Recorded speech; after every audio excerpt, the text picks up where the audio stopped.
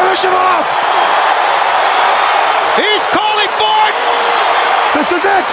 This is it! Your career's on the line here! Do it! Do it! This place will erupt when he picks him up! He's got him up! Oh, hell yeah! 1, 2, 3! Thank you! Thank you! We've got a new heavyweight champion! Climb the ladder, kid! Make yourself famous! I just had an out-of-body experience! What did we just see? What did we just see? He got him in a power slam! He got him in a power slam! He got it! Simmons got it! Simmons has won the match! Simmons is a champion! I've always maintained that reality is for people who can't face drugs. Shit is about to get real.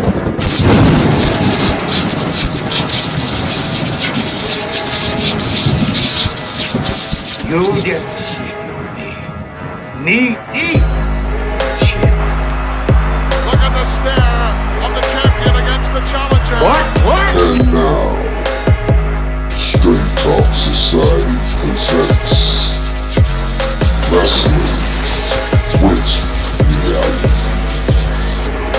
Following announcement has been paid for by the New World Order. It's going to be the biggest battleground in the history of our sport. The biggest match in pro wrestling history. The two biggest superstars in our sport in the biggest event the sport has ever seen. The biggest match in the history of our sport. Trying to run a little scalded dog here. Enough is enough. That's enough. No! Oh, God, that's enough! Stop it! Bam! Listen, where it's tougher than a $2 steak. Who is your daddy? Who's your daddy, Undertaker? Little slam, toe slam. Who's your daddy, Undertaker? Lucifer's lips on the biggest size in the WWE. God, somebody stop this! Somebody stop the damn man! Enough's enough! What? The irresistible force meeting the immovable object. Simmons got it real! WWE Dynamite.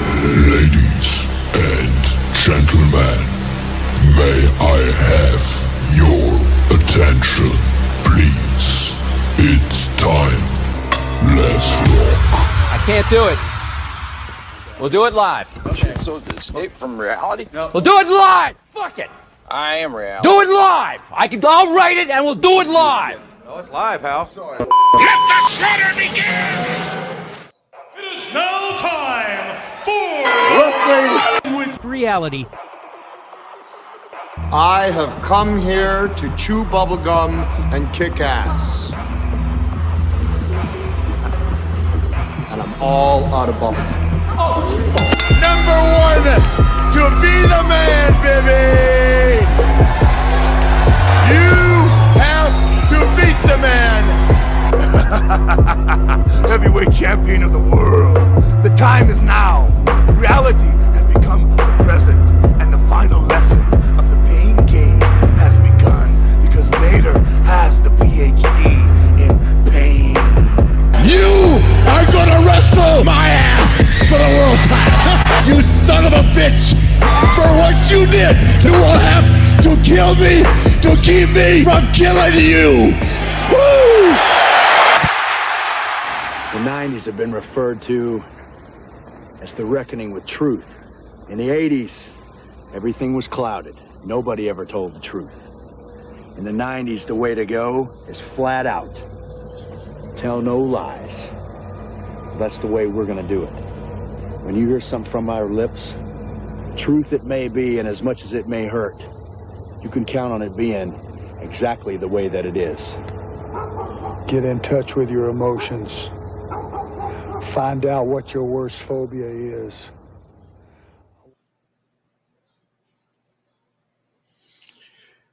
What's up, Straight Talk Society? This is your host, Trevor, and I'm back with another episode of Wrestling with Reality.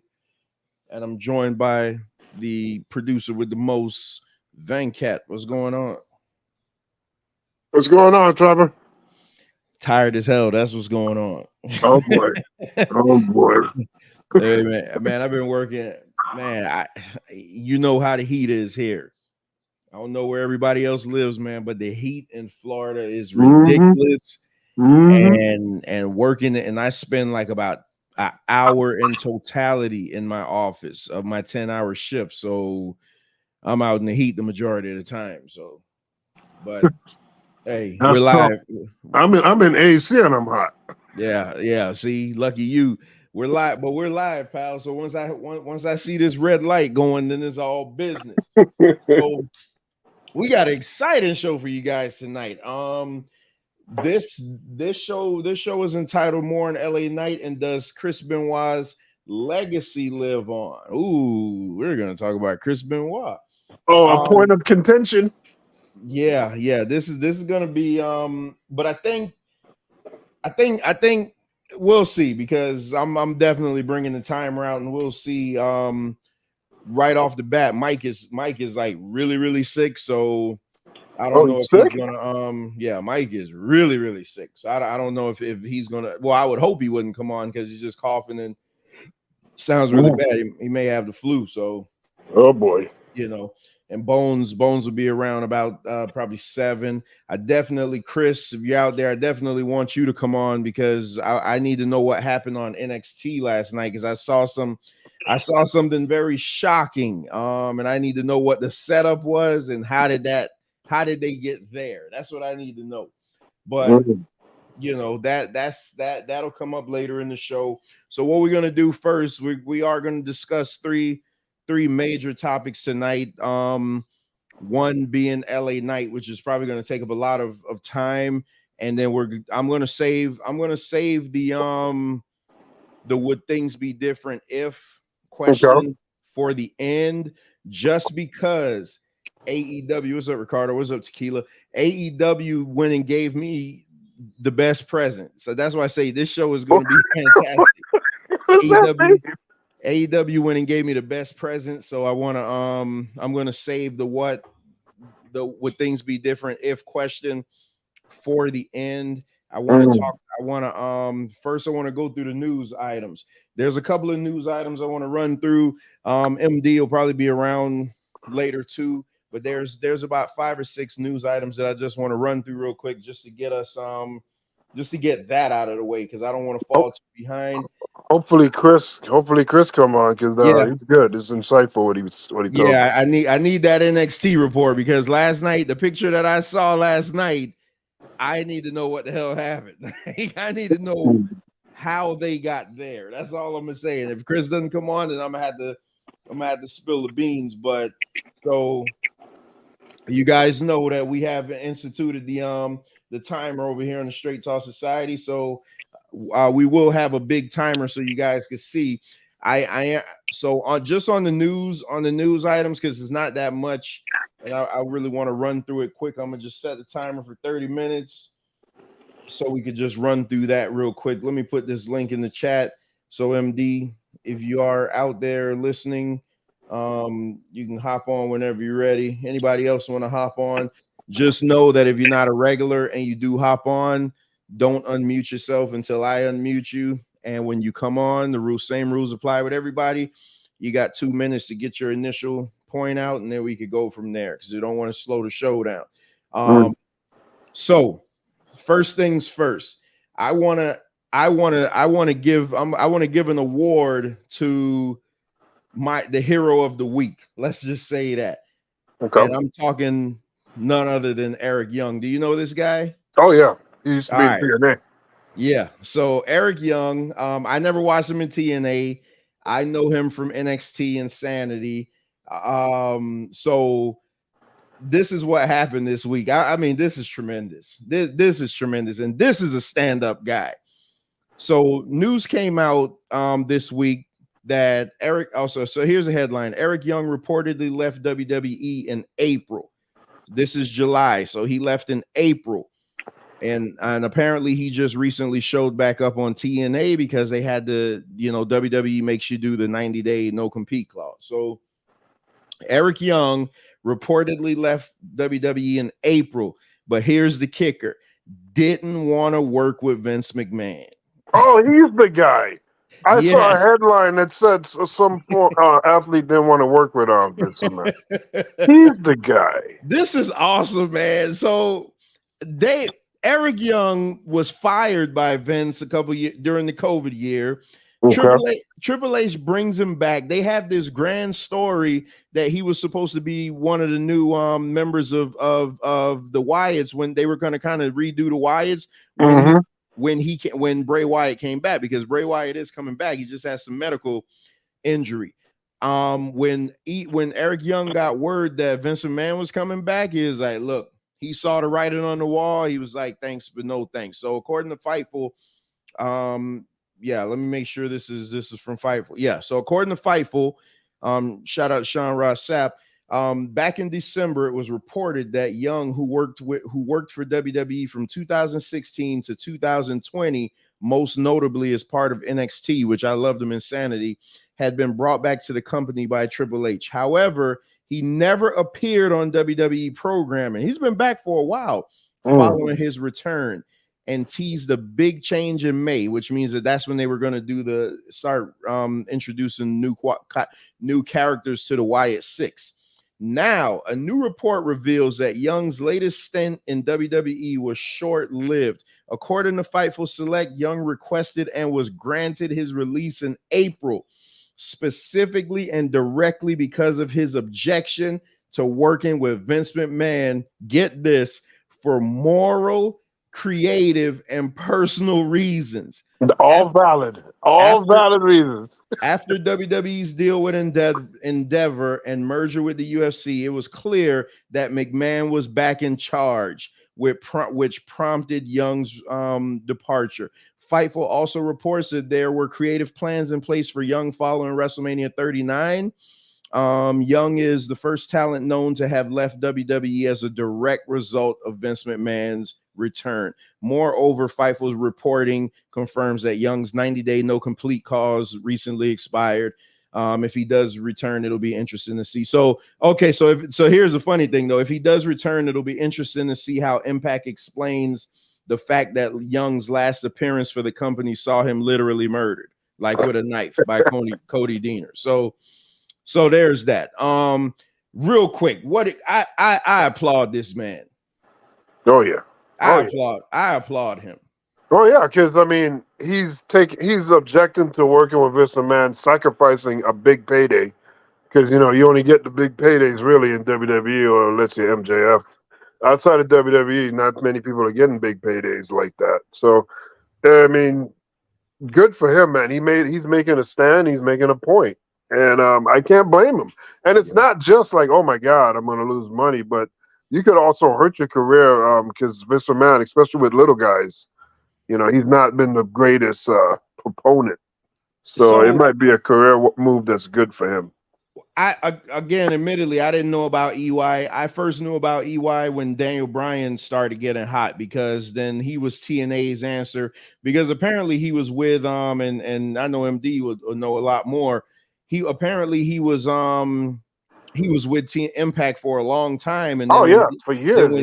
When D-Bry got hot, and with the beard and everything, that's when they start pushing him like crazy. And then I remember he won their world title. I did see when he won their world title, because I always like watching title changes. Even if I don't watch the promotion, I still just want to see the title change, because I want to see how the crowd reacts. I'm more so looking to see how the crowd reacted, and it was a big deal when he won the title. And then he came over and he was part of Sanity. I love Sanity. That was a group that Vince McMahon ruined. You had Big Damo, you had EY, and you had Nikki Cross and Alexander Wolf.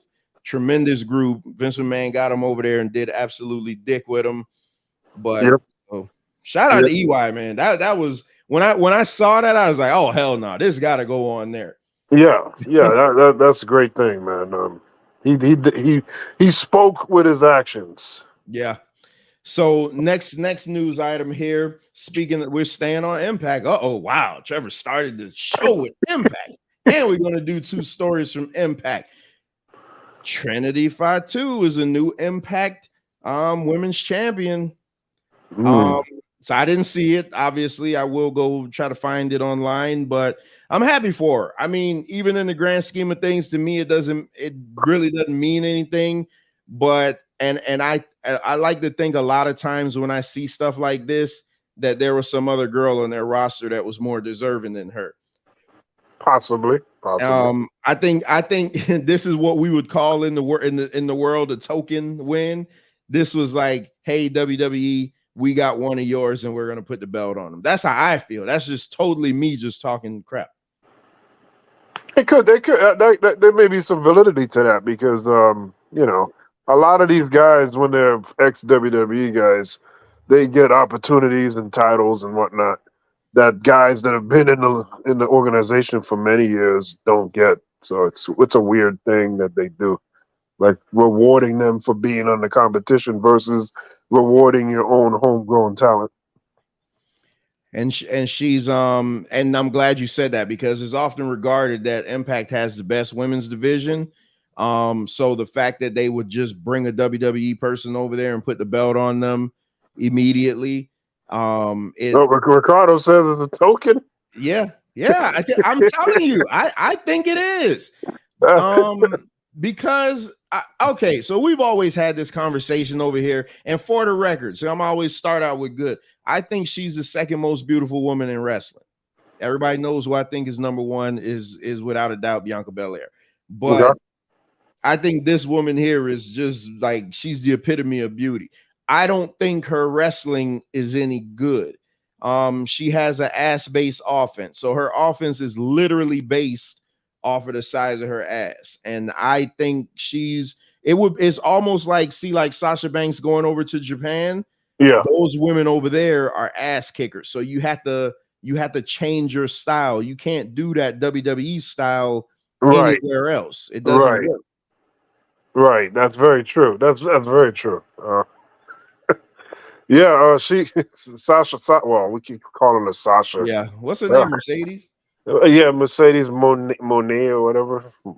Monet. Yeah, but she lost it recently, and I mean, I don't know what's gonna happen with her career going forward, but I don't know. She doesn't seem like she should be on the same level as those Japanese ladies. And you see what's funny while Mercedes was out being the hottest free agent strictly because of her name value, right? Trinity wasn't getting any looks. You see where Trinity ended up. How come Trinity didn't? And it could have been she didn't want to go to Japan. I'm just not going to say she wasn't getting the looks, but she doesn't work there like in those styles to me. Right. Well, and the other thing too is why didn't AEW? Why didn't she get a gig at AEW? You know, because exactly. Why didn't Mercedes get a AEW deal? So according to Bone, okay, see, look at that. I call his name and he pops up in the chat because he says he's working a little late. He's gonna come on and get her updates. He's saying Mercedes lost the belt because she got injured mid-match and broke her ankle. So from what Bones was saying a few weeks ago, that at that Forbidden Door pay-per-view, she's supposed to be there. Yeah, Mercedes was supposed to be there, and they put that other lady in there. Yes, I'm because I'm shocked that she's not. I'm shocked that she hasn't already, signed with them. Yeah. I mean, you would think that would have been the first action, the first play she would have made would have been AEW. Like, why go all the way to New Japan? Exactly. Well, I think the Japan thing is just something that she always wanted to do. So WWE has a wrestler on their roster named Meiko Satomura. She's called the Last Boss. She actually wrestled in WCW Nitro.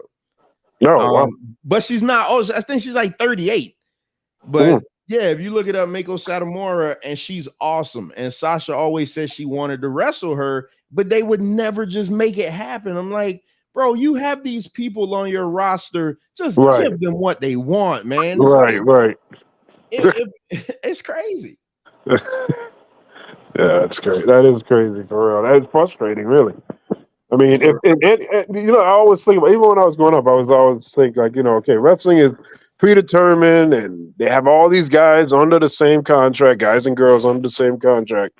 So you would think that any dream match should be able to come through. Whereas in boxing, there's a lot of politics and red tape and they're more individuals than being in an organization. So, but it Yeah, never happens. yeah. This is WWE though. So is this 11 of y'all watching right now? Y'all please make sure and hit that like button and share the video. Peace to the Straight Talk Society over on Facebook. Yeah. So wow, I can't believe I opened up with two stories on Impact. So here's another. So you're telling me we have a chance that Trevor could turn? We have So a chance. I'm gonna skip that one. Let me go to this one. So this is something that I'm interested to see from you how big this is going to be in the grand scheme of things. So there's a report coming out in Variety. Variety is reporting that Peacock, which is home to the WWE network, will be raising prices starting $8.17 by $1 for Peacock Premium with ads to $5.99 and by $2 for Peacock Premium Plus with no ads to $11.99 a month. First rate height since the service launch. So let me ask you, is that going to matter at all? No, it's not going to matter at all. And actually, it's fair. It's fair that they do that because it was like, we understand the price being as low it was. It's for the introductory, but Peacock has been around now, I think, going on at least 2 years, if I'm not Okay, I was trying to mistaken. figure out how long it was. Yeah, it hasn't. It's very new. I remember when it started and everything. So it hasn't been that long. So now they're out there. Their name is out there. They have an identity. They have something going. It's now they need to bring it online because if it stays that low, people are going to look at it like, "Oh, this is trash." It has no value. You're devaluing your product. Peacock has a lot of good stuff on it if you really look at it. Yeah, that's where I watched the Bel Air. I actually like Bel Air. Peace, Angel. Yeah, I actually like Bel Air a original lot. content or movies, all kinds of things, man. And I paid I got a deal where I was able to get the entire year for like $19.99. So yeah. So grab up those deals when you can because Peacock raising them. And I don't blame them. I think it's the right move. What's funny though, okay, so there's MD. Good. So what's funny though is that AEW, do you think they're gonna follow suit? I hope they follow suit, but pretty much if they don't follow suit, they're just gonna continue to be irrelevant.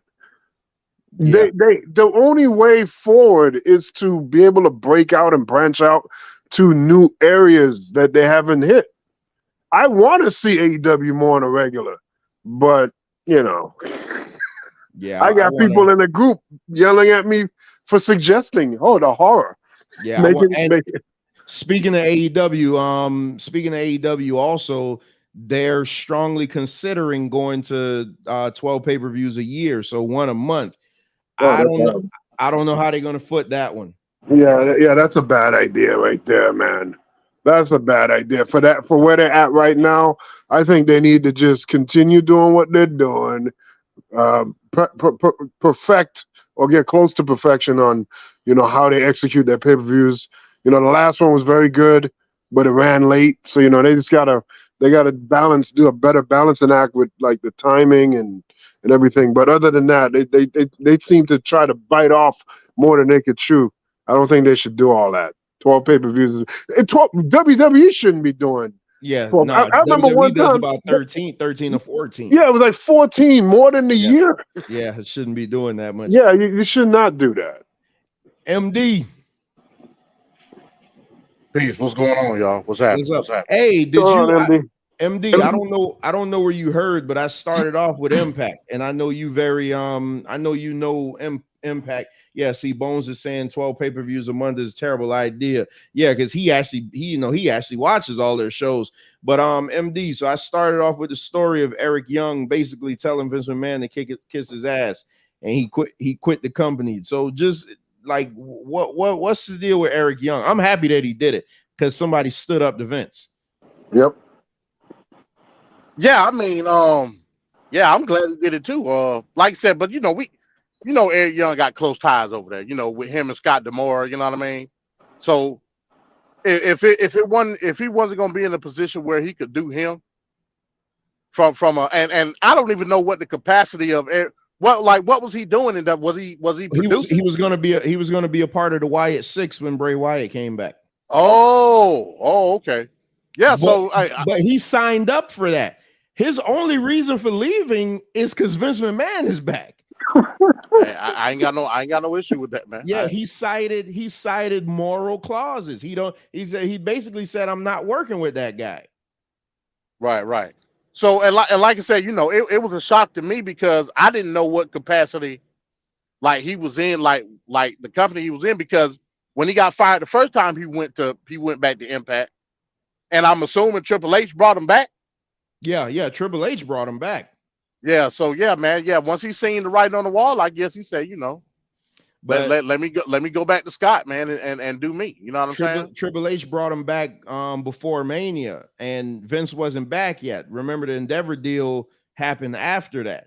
Right. So once EY saw the Endeavor deal, he was like, well, hell no, this guy back in control. Right. And he was like, hey, I just don't want to work with him. I don't want to work for him. Yeah. And I mean, keep in mind, Eric Young, like he literally he ain't got them like maybe a year or two left. So, he's not gonna put up with no BS. You know what I'm saying? So yeah, kudos to him, man. Kudos to him. And he know what he getting with Scott D'Amore. But so what I read in the story is that they killed him off when he left Impact. So how they gonna justify that?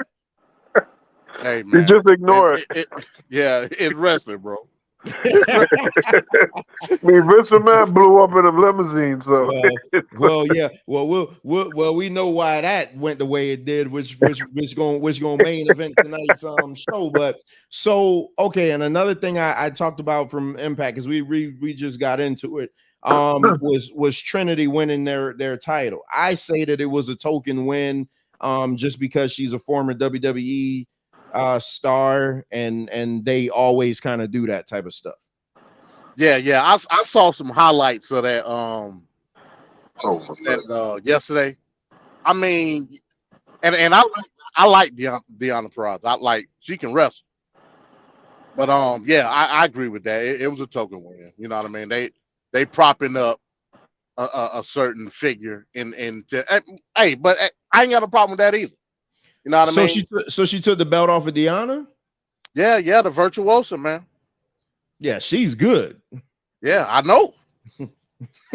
Yeah, and like I said, I watched the highlights. They got the highlights on YouTube, man. It ain't what not, you just say it, MD, because she's not good.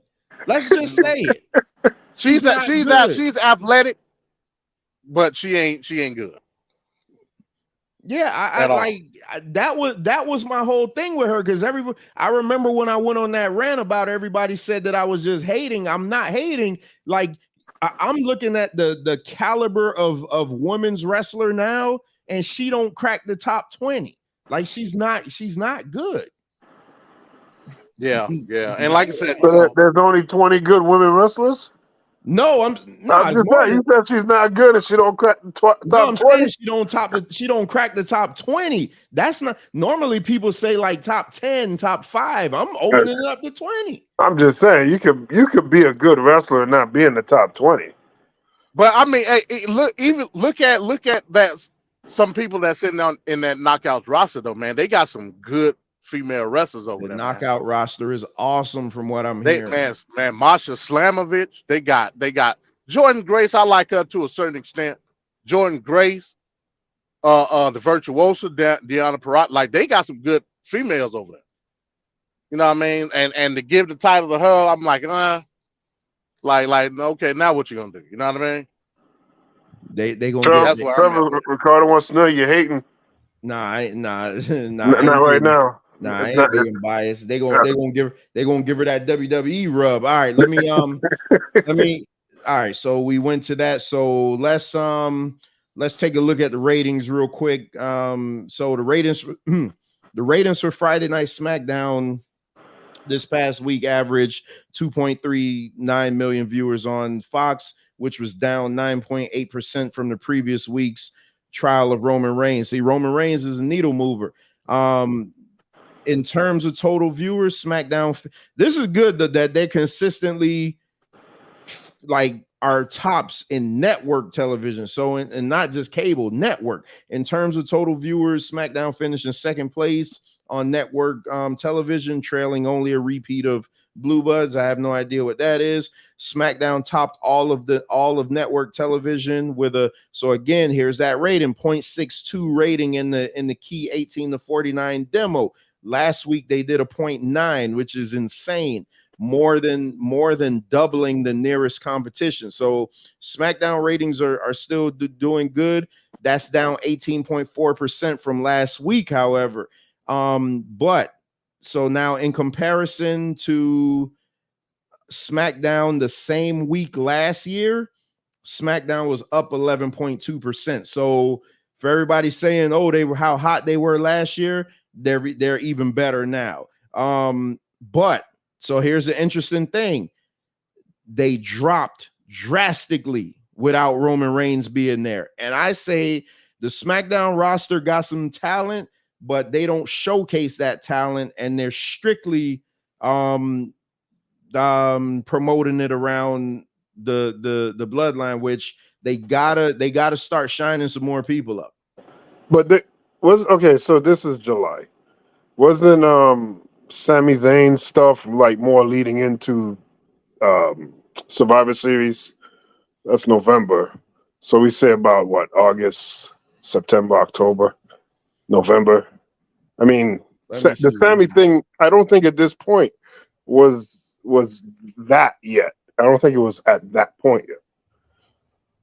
It'll be interesting to see when we get around that Survivor series time period, like what their ratings are at that point. So that's going to tell the story. He joined this time last year, so it's been actually absolutely, it's been, he joined in June of last year, so it's actually been a year. Yeah, but again, he joined, so you have to build to that point. There was a point when that bloodline thing was like super hot.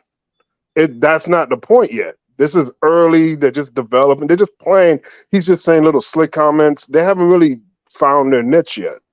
So when we get to around Survivor Series time, we'll see what the story is then.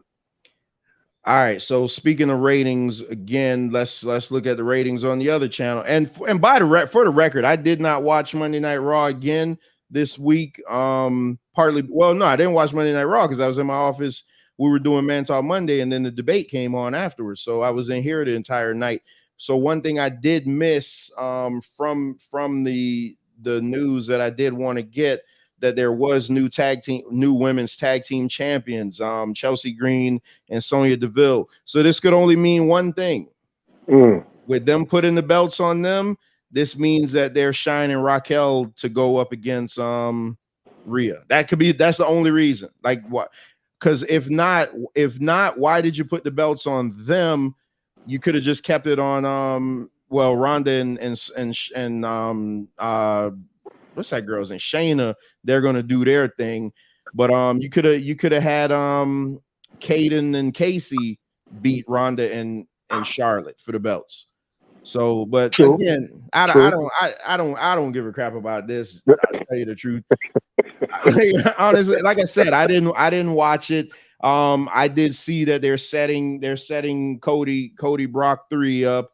And apparently Cody has some movie premiere yesterday. I'd be interested to check that out. He has a movie? Yeah. Wow. Yeah. So hey, the guy is, regardless of what anybody wants says, man, he's the second merch mover in the company behind Roman. But yeah, the guy, hey, I think he made the right choice. People are still questioning should he have left AEW, but I think he made the right choice. So speaking of AEW, let's look at the ratings for Collision. I mean, at this point, Collision is just what it's going to be. Do you have the ratings for Rampage? No. Oh, okay. I was just curious. Come on, man. Why do you say it like that? God. Saturday night's episode of AEW Collision on TNT in the 8 to 10 p.m. Eastern time slot pulled in 579,000 viewers. So that's their consistency. Yeah, down from 580 last week. Well, So it's always down, yeah, but I was in the 500s. But look at this now. So the show drew a 0.2 rating in the key 18 to 49 demo, down from the 0.21 last week. And so this is crazy. Brandon Thurston of WrestleNomics, this is who does all these numbers and stuff. The episode featured CM Punk versus Ricky Starks. We're going to get to that later in the men's Owen Hart Foundation tournament finals. Willow Nightingale versus Ruby Soho in the women's Owen Hart I didn't know they were doing a women's tournament. So now AEW Tag Team Championship match, the Revival versus the Bullet Club Gold. From everything that I've heard, they're saying that this is the greatest TV wrestling match, tag team wrestling match ever. So I definitely need to check that out. I know Bones will come up and see, Ricardo's asking me about Becky and Trish. Ricardo, I'm not even gonna lie to you. What they're doing on WWE TV outside of like Judgment Day, outside of Judgment Day and whatever Cody's doing, I really don't care. I mean, honestly, you sound frustrated, Trevor. No, it's not that I'm frustrated, but my contention is they got over 100 plus wrestlers on the roster. I shouldn't have to see the same ones every week. Right. And then at least if you're going to do that, establish that they're in a feud. Don't just rematch. Right. You know, it's to me it's just ridiculous, man. I haven't watched, like I said, I haven't watched a full Raw show. If I hear something happens, then I'll go watch it. But that Revival versus Bullet Club Gold, I heard everybody saying it's the greatest TV tag team wrestling match ever. So I definitely want to go see it. I'll check my DVR and see I get Collision. I'm pretty sure I can get Collision on YouTube TV. I mean, they said ever. They didn't say this year. No, they said ever. Everybody's saying ever. Okay, that right there. Yeah, I don't know about that. Everything that I read on Twitter, everybody was just gushing over it like it was the greatest thing ever. I remember when Bones comes on, he'll tell us how great it was. You didn't see it, did you? Usually when these people say this. No. Yeah, I'm interested to see what Bones got to say about that Ricky Starks CM Punk. Usually when people say this kind of stuff, they usually don't even have any understanding or knowledge of whatever happened before that. They just see that and they're like, it's the best ever without even acknowledging the past. It's just weird. Yeah, because they said a TV match. So you had commercials and everything in there. You know, a lot of great ass matches over the decades. They're saying ever. Best TV, best television non-pay-per-view tag match ever. And I know the Revival is fantastic. Like, I love the Revival. Yeah, I'm gonna have to watch that. All right, so look at that. 22 seconds to spare. Bomb, that's what I'm talking about. So let's get into our boy LA Knight. Well, my boy LA Knight. I don't know. What does that mean? What does that mean? All right, so which video you want to start with? The shorter ones first, or start with the I think that start with Logan Paul, because that's what started Kevin Nash talking about him, so that we can all be on the same page with it. All right, so yeah, so the title of the show is more in LA Knight, because LA Knight is taking off like crazy, and I think WWE is dropping the ball. But what it does seem like is he has put his hat in the ring to challenge Theory, so he needs to take that belt off of Theory, and at least if he can't be the world champion, at least be the world, the US title. Venkat, is it true that McMahon's may merge Endeavor and UFC? No, I think you're asking that wrong. Endeavor owns UFC and WWE. Yeah. So the deal is tentative deal on the table with WWE. Yeah. So, all right. So let's hear this promo battle, because I thought this was fantastic. Let me talk to you. You know what? I'm going to give you one thing, Logan Paul. You have proven a lot with everything you've been given. But that's the key. It's what you've been given.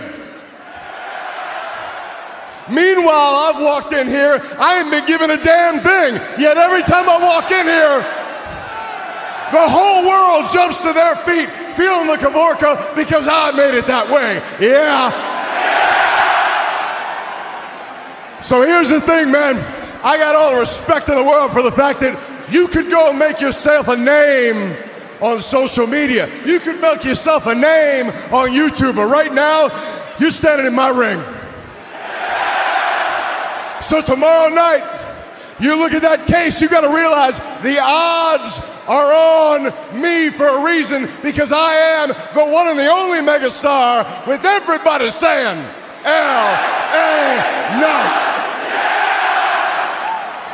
You know, it's funny, dog, because you keep saying megastar, but megastar to who?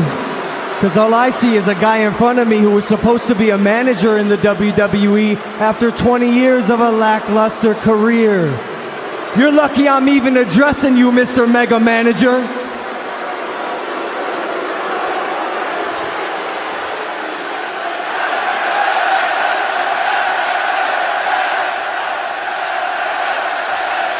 I tell you what, if you ain't heard, you ain't listening hard enough. London, tell them whose game this is.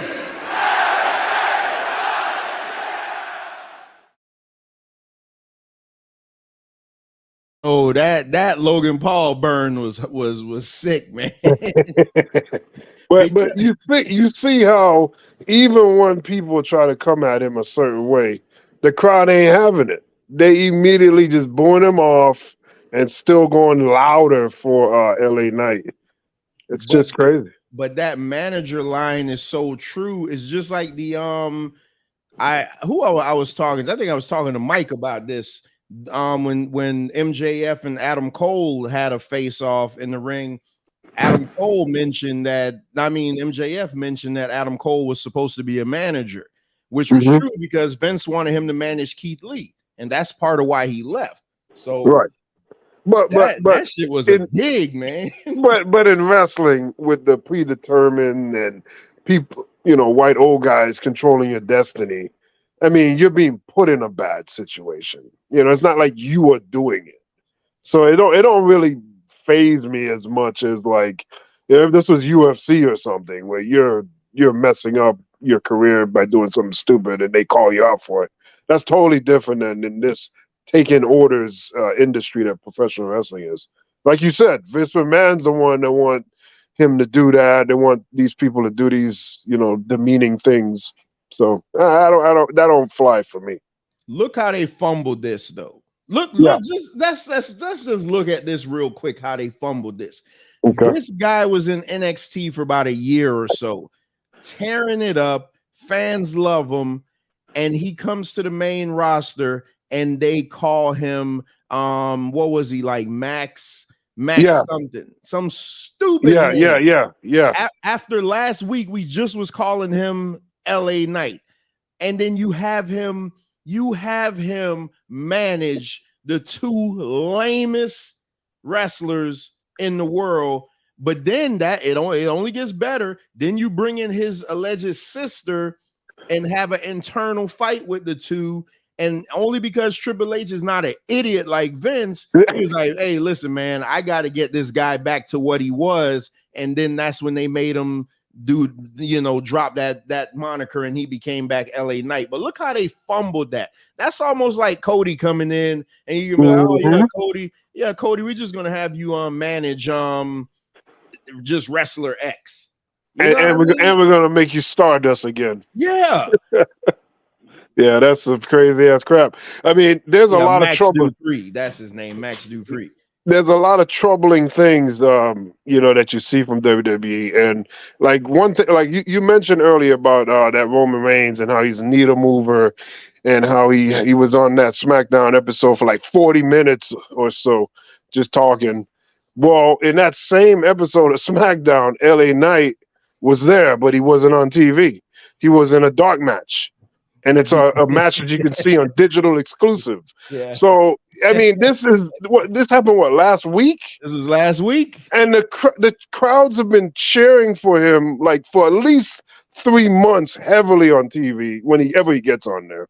On pay-per-views, when he's losing, they're still cheering and they're still going crazy for him. And last week, they got Roman Reigns eat up 40 minutes, and this guy couldn't get 2 minutes of on-air TV time. And it was in Madison Square Garden. Right. The hottest guy, arguably, in your entire company is on a dark match. Right, like, but WCW messed up and didn't know how to handle Bret Hart, and Bret Hart won the title and everything, but they botched Bret Hart for some reason. They say that, but you got LA Knight right now. We got to look at Bret Hart's WCW run, because that was crap. That was crap. We got to look at that on a future show. But yeah, I agree with you, because bro, LA Knight, that's why I keep telling you. You keep talking like, let's play the long game. Let's play the long game. No, you need to strike while the iron's hot with this guy, man, because you're not. Let's face it. This time next year, he should have already been a champion. If he's not a champion by this time next year, you're just getting diminishing returns. Well, when you say champion, do you mean tag team, U.S. Intercontinental, or world title? At least U.S. or IC, at least. Well, I think he's so strong right now because he's not only just popular, he actually can wrestle. Yeah. He actually has the attributes. Look. He has a right. So, like, what is the problem here? Because how many guys have been told, "Oh, you look like," they tell Cactus Jack, "Oh, you don't look like the champion. You know, that should look that way." You know, like they tell them all these things. It's always the age, the look, the charisma. Something is always lacking, and it's an excuse to not make them go to the top. Well, here's a guy. He got all those boxes checked off, but his age is getting up there. That's the only negative. But even with that, at 41, Ric Flair was doing some of his best wrestling in his 40s.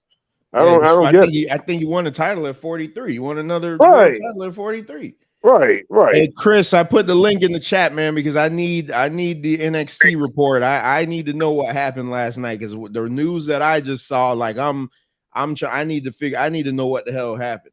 So which one you want to go to next? Oh, we should go on to Kevin Nash. And at this point, Kevin Nash saw that promo, and that's when he went off. Oh, so that's what made him. All right.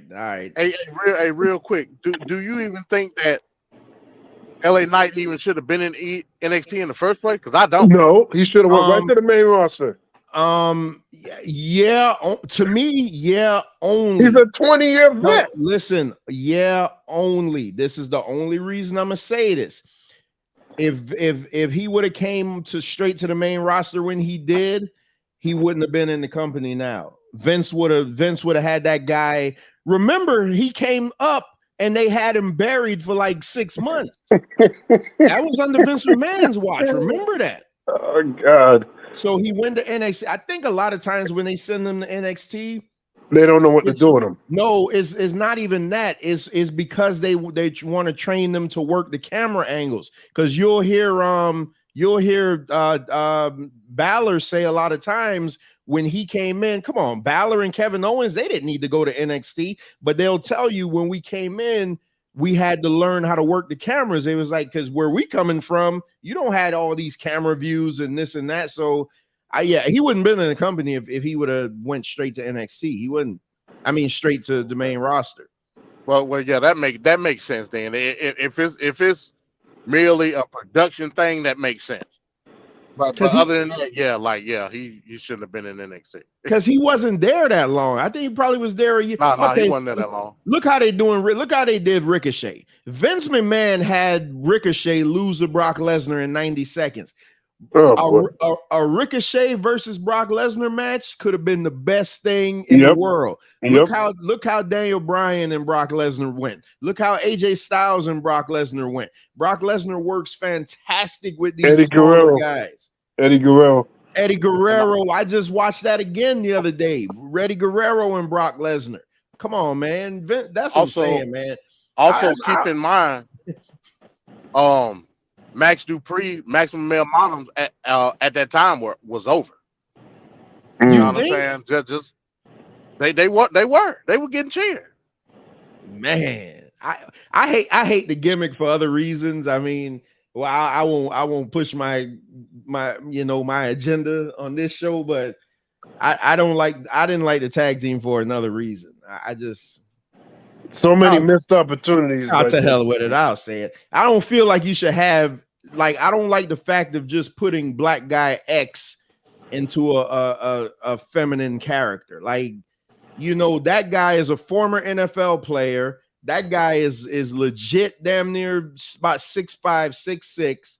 He was a former announcer on Raw, and you bring him on your main show as a friggin' flamboyant, terrible acting model. Come on, that team never had a chance with me. Never. What about Goldust? Who? What about Goldust? Goldust was a different animal. You always protecting Goldust because Goldust was awesome. Goldust, hey, you want to do something on Goldust? You didn't like Goldust? Oh no, I don't like Goldust at all. Goldust was the truth, man. Wait a minute, Venkat, you didn't like Goldust? No, I did not like Goldust. Every time I would see him, I was just like Dusty. Just pissed off, like, what is he doing? What is he doing? I think that's why you didn't like him. Goldust was the mid card in 1995, yeah, 1996. Goldust was awesome, man. Bro, Goldust put like Razor Ramon, Undertaker, Ahmed. He made the mid card at that time. If it wasn't for him, it wouldn't have been that good. You remember when he kissed Ahmed? Yeah, mouth to mouth. Do you remember the promo that he did backstage when Vince was talking to him at the booth and he was eating the chocolate? Is that the one? Okay, I got it down. Now you're making me want to go back and watch that. He was eating the chocolate. He told Ahmed he gonna make Ahmed melt in his hand, not in his mouth. I was like, this is crazy, bro. But it was good.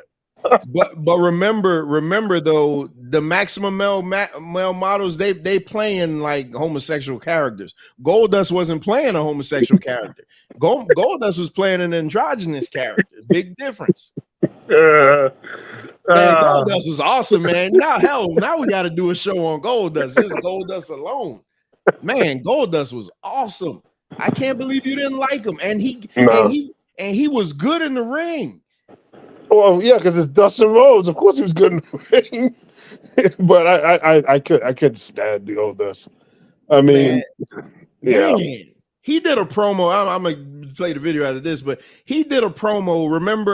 You probably weren't watching. MD would know, but MD, you remember when he was feuding with Val Venus? He dropped the Goldust character and he came back being this religious guy, and he'd come to the ring and always want to pray with everybody, and people would like kick his ass and everything. And then when Val Venus, which is another tremendous character, Val Venus did the preacher's wife, and he was banging Marlena in the back, and Goldust saw that, and then he started doing these promos talking about he's coming back. Everybody thought he was talking about Jesus, but really he was talking about Goldust. Man, WWE back in the day, man, for a teenage boy. Monday Night Raw was must-see TV. I remember at the time the girl that I was dating, I kept watching the clock because I'm like, hey man, I got to watch Monday Night Raw, and she would always be like, oh, you gonna choose them over me? I'm like, listen, man, this is over at 10. I'll get back with you because Raw was must-see back then. You couldn't miss it. Raw and Nitro, and it ain't like now where we could just DVR and do all that other crap. Who was a bigger mid-card star in let's just say 96 than Goldust? Oh, there's a lot of them. No. Think about it. WCW. No. Nobody was bigger than him in WCW. Okay. Well, mid card is going to be Chris Benoit. It's going to be Eddie Guerrero. It's going to be Dean Malenko. Not on the level. Those guys are better, man. They were better wrestlers. I'll never take that away from them. But not. Okay. What about Jericho? Jericho on the mic. Not on the level. 96. 96. Jericho wasn't what he was. What he ended up being in like 98, 99. Yeah. Well, now we got to do something on Goldust, man. Because Bro, go all those vignettes that he used to do in the Batman, where he used to just critique the movies and stuff. Hold on, let me see what they saying in the chat. They probably telling me that I'm going crazy, man. Goldust was the best. Hey, Yeah. he tagged up with Booker T. That wasn't that bad, but Oh shit, I didn't realize Chris and Bones was up here. All right, so before we get to the other LA Knight video. All right, Bones, Chris, we got a new time limit on everything. So I'm gonna give y'all I'm gonna give you about 6 minutes to give me your recap of your league. We didn't get into anything outside of the ratings, and we did get into Trinity winning the title. I shit all over her. So who wants to go? I'll go first. Can you hear me good or no? Yeah, you clear. All right. I'm not gonna stay long because I'm still at work, so I'm gonna give my update. Let Chris do his update, and I'm finna slide. But basically with AEW for the Owen Hart Cup tournament, um, it was actually pretty good, and they had some banging matches. And the final was CM Punk versus Ricky Starks, and surprisingly, CM Punk lost that match. So I'm interested to see what angle they finna go with. I'm pretty sure he's finna be bitter and upset, and it's gonna start the heel turn for him. Because the way Ricky Starks won, it was with a roll up, but he grabbed the middle rope, so he kind of used that for leverage or whatever. So like the ending scene was Ricky Starks celebrating and CM Punk just moping inside the ring with like a sad puppy face. So they definitely gonna use that angle. I feel like to jumpstart his heel turn. And as far as the women's tournament, you had Ruby Soho. She was in the final again because last year she was in the final, so this was a repeat for her, and she lost to Willow Nightingale. For those who don't know, Willow is an up and coming star. She's a bigger girl, but she can move pretty good.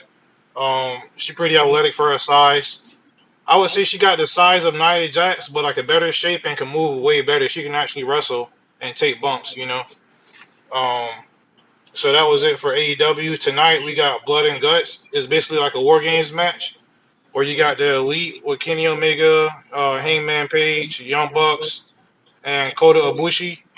They're going against the Blackpool Comeback Club, which would be John Moxley, Claudio Castagnoli, which is Cesaro, Wheeler Yuta, and Tenoshi Kateshka, and um, the final member, I believe, I forgot what the final member was, but that's what we got in AEW. Wait a minute, that's on TV. Yeah, that's tonight, 8 Oh o'clock. shit, we gotta watch that. I hope they don't have Chris Jericho falling off the top and landing on pillows again. Oh, like Nah. Sting. Hey, real quick, Bones. So I said earlier in the show, I don't know if you listened, but the consensus is that the revival versus Bullet Club Gold is the best TV match ever. Best TV. I was about to say you jumped the gun on that. You didn't talk about that. Yeah, I was gonna get to that next, but yeah, the last 2 weeks. So 2 weeks ago, the Bullet Club Gold had a tag team title eliminator match, which I'm not a big fan of those kind of matches, but it was actually a real good match, and they won, which enabled them to get the title shot this past Friday. And this past Friday, it was a 2 out of 3 falls match, and that right there was probably tag team match of the year so far. Um, it was a real good match. Like, it was a classic, I would say, and the crowd was actually pretty hot too. And I was worried about being that it's always on a Saturday, the crowd might not be hot and everything like that, but the crowd was into it, and yeah, it was a classic match, I would say. Don't they Something to take definitely go Collision? check out. They take Collision, right? It's not every week. It's not taped every week. It was live the last 2 weeks. Oh, okay, all right. But Bones, they say the greatest tag team match on TV ever. That's what it's being called. No, I'm not gonna say ever because the FCR and Briscoes match was better. I'm not gonna say it's the best one ever, but it was definitely the best one, probably tag team match of the year so far. Okay, I gotta watch that one too then. Because I don't remember if the Briscoes and FTR. I think that was late last year, I believe. So if that was late last year, that would make this one the best match of the year. Because to me, that was tag team match of the year last year. So you hold on. You said that Ruby Soho they did this tournament last year. Yeah, they did this tournament last year, and Ruby Soho lost to Britt Baker in the finals. Was it called the Owen Hart tournament? Yeah, it was called. But its only difference was instead of it being a trophy, you got a belt, like a pink belt, and it was all right, you know. But I didn't. As hardcore fans, we kind of felt some type of way because the winners was Adam Cole and Britt Baker, Oh, which is a couple. You know what I'm yeah. saying? So it just that was real cheesy in my opinion. Yep. Damn. But Okay. that's what I got for AEW. I'm gonna let Chris do his NXT thing. All right, Chris. I woke up this morning and saw a YouTube thumbnail. You got to tell me what the hell happened in the North American title match. Well, yeah, I mean, let's just address that. You know what I mean? Like, so Dominic Mysterio versus Wesley for the North American title. Main event of NXT last night did not go the way I thought it was gonna go. Matter of fact, I don't think anybody thought it was gonna go that way. uh, yeah, Dom stole that belt basically, man. Whoa. Like Judgment Day came, they swooped in like the gang they are, and they just did what they did and stole the belt. You know what I mean? Like I don't know what to say, man. Like just utter disbelief. You know what I mean? Like I don't know. You could go back last week. I guarantee you, said that there's no way that Dominic's gonna win this because like Wesley's already defending the belt against Mustafa Ali at the Great American Bash. So it's like, yeah. So big swerve there. So and normally like NXT finishes at 10:08. It just wrapped up at 10 o'clock. Like they literally Judgment Day swooped in, did what they did. Everybody came out, got the belt, got out of there. That's it. You know what I mean? See you next week. Why though? Why? I have no clue why, man. Bring ratings, bring more eyes and attention down to NXT is the only thing that I could really honestly think of. Hey, Trevor. Let me just say one thing. Me and Chris was talking earlier. The only reason I can justify this, which I don't think is going to happen, is if you want the image of everybody having the title and the briefcase because Rhea has a belt. Dominic gonna have a belt, and if Finn Balor beat Seth Rollins at SummerSlam, he have a belt, and then Damian Priest have the briefcase. So all four people will have something on their shoulder, but I don't think Finn finna get that belt. So I don't know. But that's why so this isn't unprecedented because they did this with Solo. Remember they sent Solo back to NXT to go win the North American belt. So the That was bloodline right before they went same exact before Saudi Arabia. Yep, same exact scenario. He came in, I think like he was already called up to the main roster, and he went back to NXT, and he won the North American title. So that it being that he won it and he was part of the main roster, he had it vacated. So this is another thing that we're gonna see if Shawn Michaels gonna bring up next week because same exact situation. Like he is a main roster guy. He's not part. He ain't no free agent or nothing like that. Like so. I don't know. We'll see what happens with that. Terrible. And y'all know I'm a Dominic Mysterio fan, but no way Wesley should have had a break in his title run. No way. Hey, Trevor, me and you've been watching NXT since Black and Gold, and from what I understand, Wesley, he been defending the belt the most, and he made it the most prestigious out of everybody because he held it the longest, and he had the most title defenses. So I feel like it's a slap in the face for him to let Dominic just come in and take the belt. To be honest, yeah, that's because what man? Because look, and also Wesley, he was part of MSK, I believe it was. So I never see him breaking out. Yeah, I never see him breaking out and being the single star that he is now. I didn't think they was gonna give him that push. So he actually been doing better than I expected. So damn. Yeah, like basically like when they released Nash Carter from MSK, like they had Wesley going up against like the biggest people in NXT just getting jobbed out and like he started building up momentum to the point where he got in the North American title and once he got it, man, like he went on a really dominant run, man. Like it was pretty impressive to watch, man, honestly, man. Like and to see it just like come swooped in and just like end like that, man, like very disappointing, man. So was the match at least good? It was good. It was really good. It was decent, you know what I mean? Like for NXT main event, I feel like maybe about 20-minute range right there, give or take, with commercials. Damn, Dom got 20 minutes. Yeah, main event. Wow. And I want to say it was like the last 3 minutes was like when Finn Balor came in, and then Priest came in. They interfered. Wesley got after both of them, and then Wesley got on top of the ropes to go and do something to Dominic, and that's when Rhea hit him with the belt, dropped him, and he rolled him up. He rolled him up, got the pin. That was it. Got the belt. Wow. It's heat, man. It's heat. Yeah, I guess he's just trying to get a lot of heat on Dominic or something. I don't know. Bro, Dominic already got heat though. Like you don't need the Jerry Lawler always said you don't need to blow somebody else's candle out so yours could shine brighter. Dominic already got heat.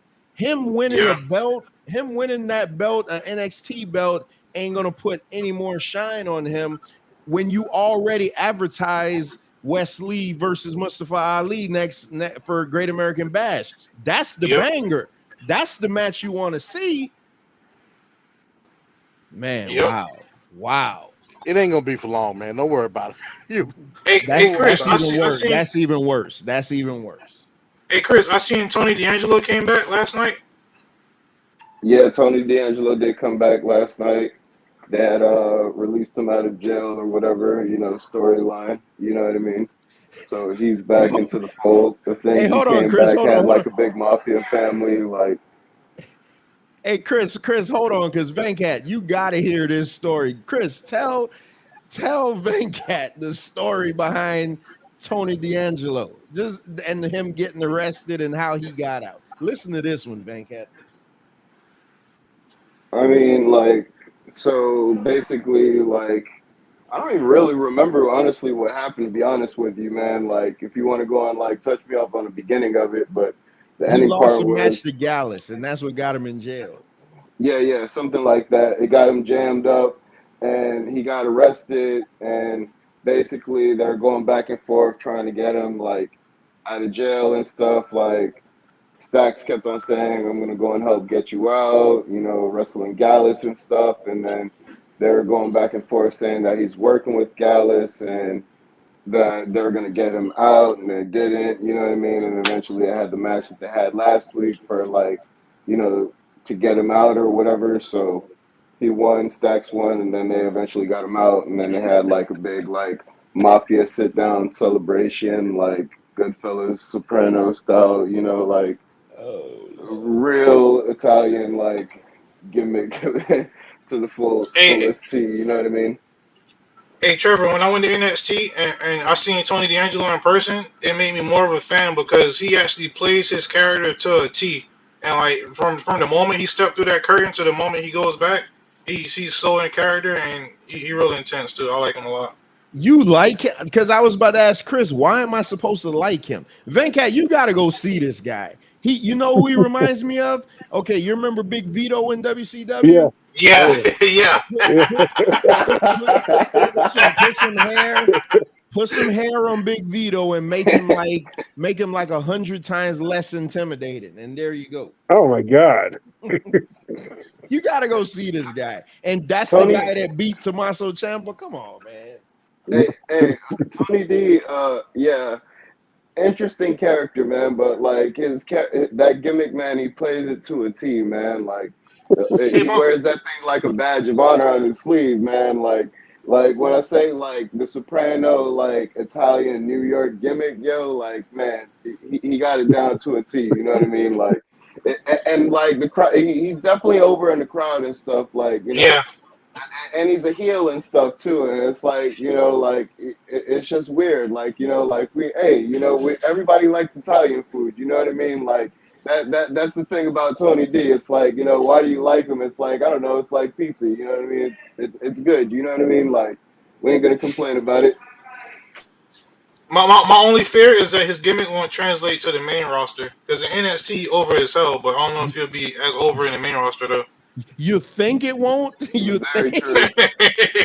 Very true. He'll be backing up the Miz in 2 months. Look, that's like me trying to say that Andre Chase and Chase University is going to make it on the main roster. No way. That's never going to happen. As much as they're fan favorites in Orlando, boy, that is never gonna happen. Like on the main roster. You know what I mean? And I Like, love that gimmick, by the way. Bro, the NXT crowd is such a niche crowd, or it's like Yeah. a lot of gimmicks get so over. Quincy, for example, I don't understand how he's so over NXT. You know what I mean? Yeah, terrible. Quincy needs to get the hell on just forever and just disappear. He's Venkat, on. is He's on that's the level super up. diva, right? Super diva. Yeah, Venkat, look up Quincy NXT. That's all you He's do. on level up now, man. So that's a good thing, man. So You Yeah. know what? Let me he's look like him a up right cross now. between like a Gabe Mabel and Goldust. You know what I mean? You heard what he just Oh, said? by the way, Goldust was a good character, Vancat. I like Goldust. Goldust used to scare me as a kid, yo. Honestly, yo, I didn't know what to expect with that, yo. Yeah, Hey, man. everybody has their preference. Yeah, Goldust was awesome. This guy here. Hold on, let me bring him up. You guys got any? What else happened on NXT? So basically, NXT opened up with Carmelo Hayes coming out, basically talking about Ilya Dragunov and them starting their feud, basically, and Dragunov coming out and them having a face to face and starting their feud, basically, for the Great American Bash, which is going to be. Whew, that's going to be a great match, honestly, yo. Like, Yeah, that's gonna slap. yeah, I think they could tear the house down, honestly, man, on some like low key. Like, if you don't like NXT, I would definitely recommend checking it out. Just check them out, yo. Like, in the main event for the NXT title, hopefully, it produces. Some things don't live up to the hype, but, honestly, I think they have what it takes to go and tear the house down in that main event. What was next? You had Los Lotharios making their debut against a tag team of Nathan Frazier and Dragon Lee, which is honestly two really good Oh my wrestlers goodness. on NXT right now, man. Oh my God. Why is Dragon Lee in a tag team? He's in a tag team right now. Like there's like a whole little thing that they got going on with the metaphor, which is Noam Dar. I can't remember dude's name. Um, I can't think of his name, but Lash Legend, Jakara Jackson, and one more dude, little faction. Basically, they've been feuding over that World Cup thing that he brought from NXT UK. He basically So teaming up with the guy for help in a way. You see him, yeah, Venkat? basically Oh like my God. Nathan Frazier. Oh, any, that's scary, yo. You brought that up there, yo.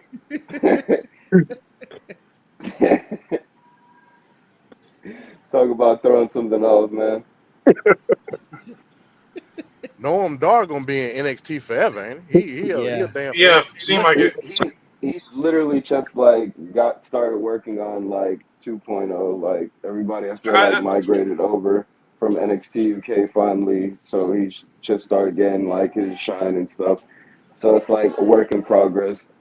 They got him in a decent little faction and stuff. So I feel like it's promising to a certain extent. You know what I mean, for NXT standards.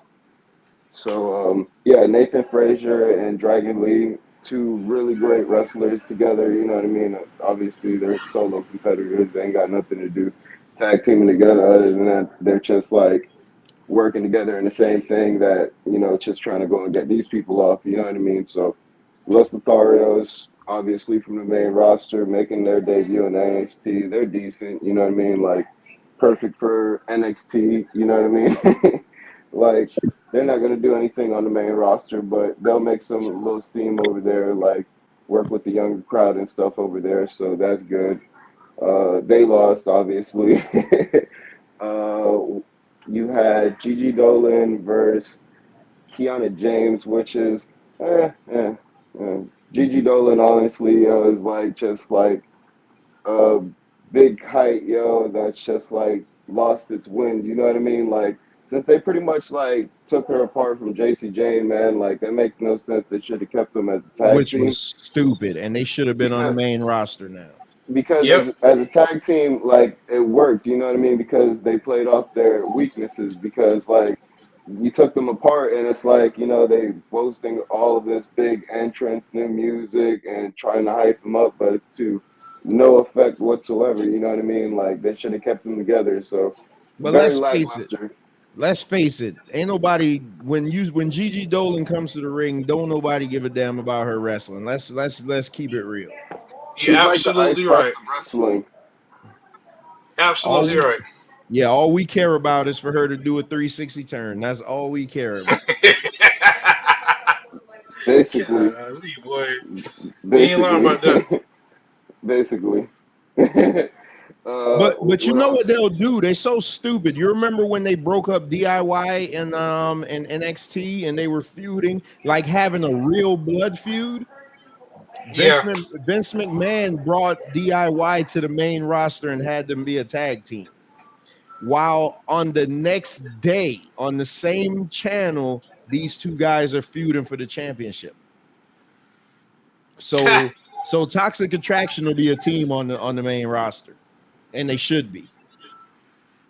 They should have been, but they broke them up. I feel like to go and put like a feather in Shawn Michaels' hat, they did the whole like The barbershop exact breakup same. thing, Yep. on Bailey's little talk show, Ding Dong Hello, they had on NXT.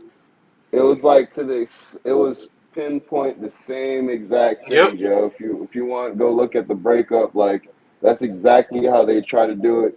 And a lot of stuff in NXT 2.0, yo, like literally just be like little Shawn stuff Michaels that repeating his history. exactly, yo, like a Look lot at of Yeah. it, yo, Roxanne like Perez.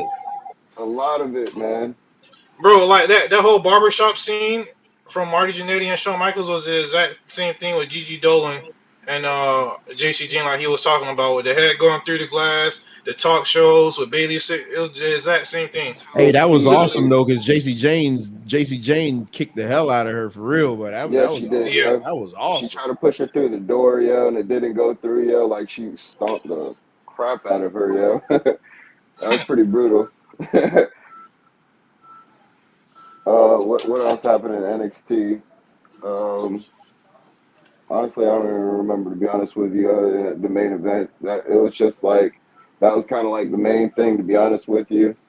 And I really want to see what direction they're gonna go in that. It's like, where are you gonna go? Like, obviously, Judgment Day is gonna just be ruling two brands. I guess that's their idea, is what they're gonna do because they have the availability. Because I think a lot of them honestly live in Orlando, if I'm correct. So it just makes sense to them to pop up in NXT and do what they're doing.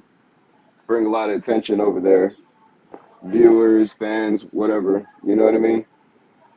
And Rhea Ripley is over like hell anyway. So Yeah. It was a weird because the crowd hates Dominic, but everybody loves Rhea, and it's like they But come out together, and it's like they don't know what to do. Like we want to boo Dominic, but it's like Rhea's there. You know what I mean? So it's like, but yeah, in the weird sort of way, that's why people hate Dominic so much, because they want Rhea for themselves. You feel me? And they're jealous of Dominic. You know what I'm saying?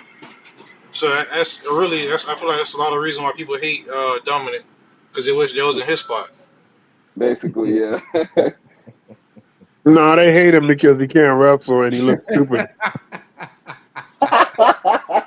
hey, bro, I still can't believe I got a lot of stuff I gotta watch this weekend. I do want to watch that war. What do you call it? Blood and Guts.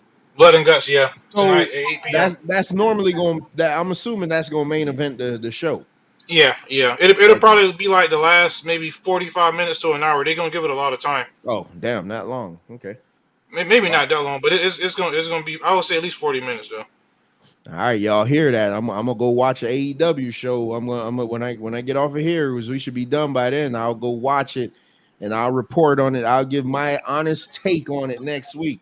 How I felt. Hopefully you won't see a Jericho stunt.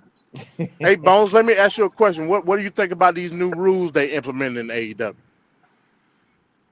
Good question. That When new guidelines. they taking away the chair shots to the head. Power drivers have been they outlawing I mean, I power don't know. drivers, all that. I just seen CM Punk power drive the hell out of Ricky Starks Friday, so I don't know when those will start. Hey, your guess is as good as mine.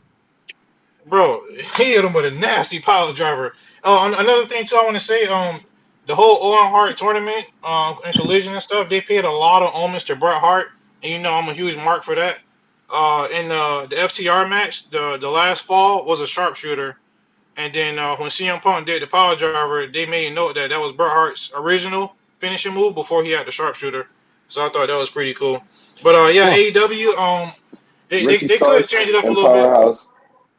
Ricky Go ahead. Starks and Powerhouse Hobbs had rocked they paid homage to Owen Hart by wearing like his attire, like gear and stuff, like his colors. Like Powerhouse Hobbs had the black and pink singlet with with the broken heart like Owen Hart, and I feel like Ricky Starks had the stuff, the black and yellow when he was rocking with Nation of Domination. So that was pretty dope. Oh, the caution tape. Yeah, the caution tape, the black and yellow. That's what Ricky Starks wore against Powerhouse Hobbs when they wrestled last week. To answer your question though, I feel like sometimes they can be a little extra with it because there's a need for Moxley to literally bleed every single week, you know, and Yep. so certain stuff like that they don't got to do, but yeah, I He's don't in know the when the rules match take tonight. effect though. Yeah, he in the match tonight, so it's gonna be a lot of blood tonight. Oh, oh boy. And Did this is a anybody watch storyline. Slammiversary? Oh yeah, Slammiversary. Yeah, I heard that was pretty good. I didn't watch it, but Fire. It was pretty good, man. Definitely recommend it. That's how for was the match between? Yeah, how was the match between Trinity and Deanna? Because I didn't watch it. Yeah, that was fire. Fire. Well, now wait a minute now, because MD saw the highlights and he begged to differ. Like, that's not taking away from the match. I'm just saying, go watch the highlights and contrast what Deanna was doing versus what Trinity Fatu was doing. That's all I'm saying. I ain't taking away from it. Yeah, but in my opinion, Deanna is a better wrestler than Trinity. I don't think that's an argument. And I heard what y'all was saying earlier about it being a token championship, and I do agree. Overall, it's a token victory. Because she's not that good. I mean, let's just everybody tiptoeing Got that around rope it. from Deanna. Everybody's tiptoeing around it. She's not that good. She's not. I feel like she's got like she's the her second moveset most gorgeous woman in wrestling, but she's not that good. Her moveset that she got now is a little bit better, you know what I mean? She's added some cool new moves to her repertoire and stuff, you know what I mean? Which has made it like new and fresh, you know what I mean, to her character and stuff. So she's Her got that offense going, isn't you know what I mean? her offense isn't as ass based as it used to be. That's bad. Pun intended. That's bad. You see that? Hey, with that being said, man, yeah, there was a lot of ass in that match. Yeah, I gotta watch the highlight. I got a lot of stuff I gotta catch up on wrestling wise. Like I say, I hadn't watched I didn't watch Raw, and I gotta watch I gotta see this Dom and Wes Lee match. If anything, I gotta watch that. And then I definitely want to catch the Blood and Guts tonight. That'll probably be the only thing I watch from that show. So, well, fellas, if that's it for those two brands, and we're gonna finish up with this LA Knight thing. Well, we got to get into LA Knight, and then I got one more thing that we're gonna rock out on. Yeah, I appreciate the time, Trevor. I'm about to slide back to work. I just wanted to give my review for AEW, and make sure you watch Blood and Guts if you get a chance. Yeah, well, yeah, I will. I actually will. Just because we ain't gonna be on here for more than probably another hour and a half. So I'm gonna definitely watch it. I'm also looking forward to your final thing that you got for tonight lined up. Your what if or whatever. That's why I want to get. Yeah, all right. I'll meet y'all up, man. I appreciate it. Y'all be good. Yeah, we're gonna get into the AEW. AEW. Bones. Yeah, all peace, right. Bones. We're gonna get into this. We're gonna finish up with LA Knight, and then we're gonna get into the what would things be different if. So, which video you want to go to next, Van Cat? Oh, no, we got to go to the Kevin Nash one. All right, so let me pull that one up. Man, I just realized last night how you share the screen. I mean, that was great that Lance pull up that. That was great that Lance showed me how to do that. That LA fucking guy. LA, whatever the fuck his name is. Okay, LA Knight. There he is. Go back. Yeah, LA Knight. Okay, LA Knight. Pull that motherfucker up. Am I the only one that sees like an absolute ripoff of The Rock? To the point where he cut the promo on fucking Logan Paul or whatever the fuck his name is. He said, stick it out. The only thing he didn't do was turn the motherfucker sideways. Jesus Christ. Are you got like, what is everybody have amnesia?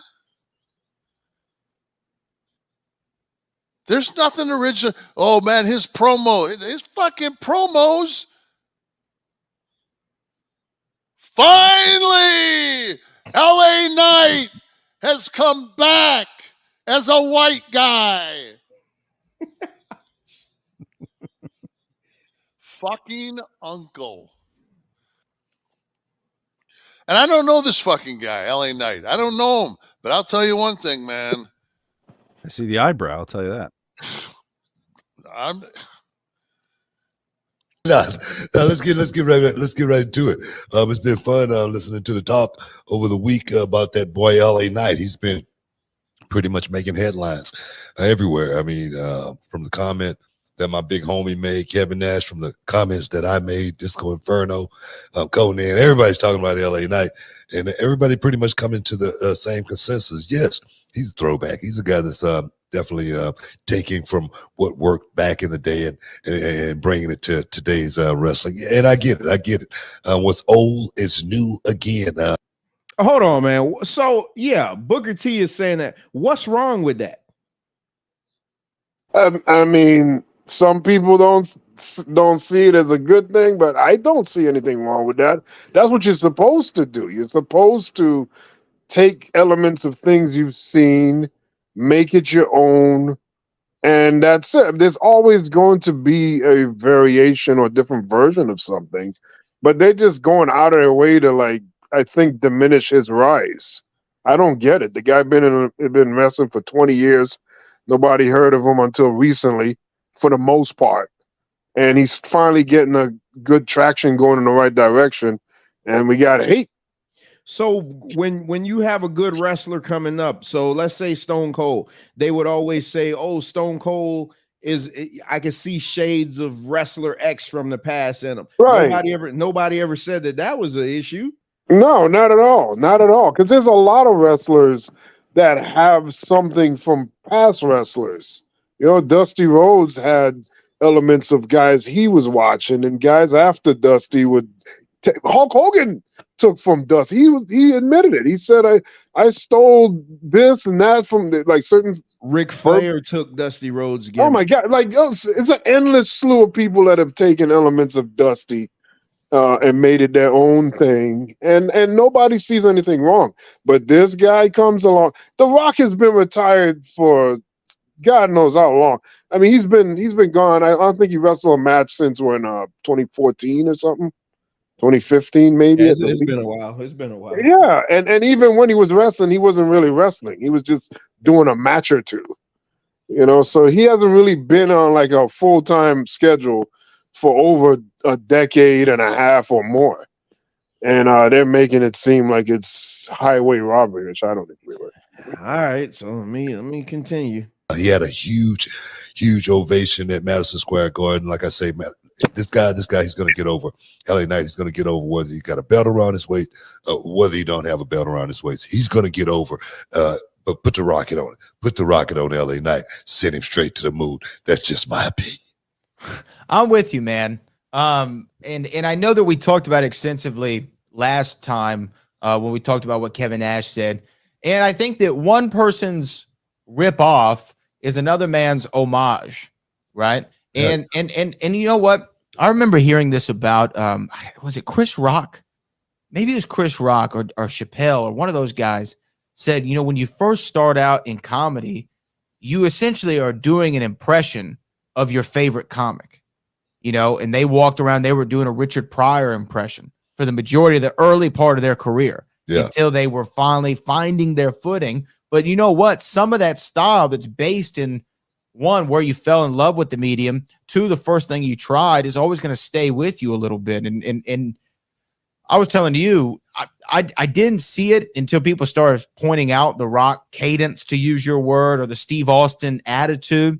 And I still don't think that I'm 100% behind that that's what he's doing.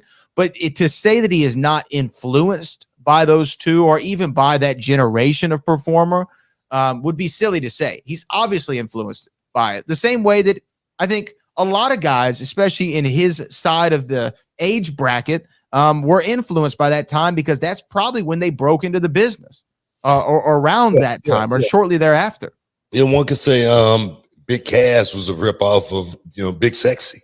Yeah. You agree with me? Me personally, my first finishing move was the AK-47, elbow off the top rope, emulating Macho Man Savage.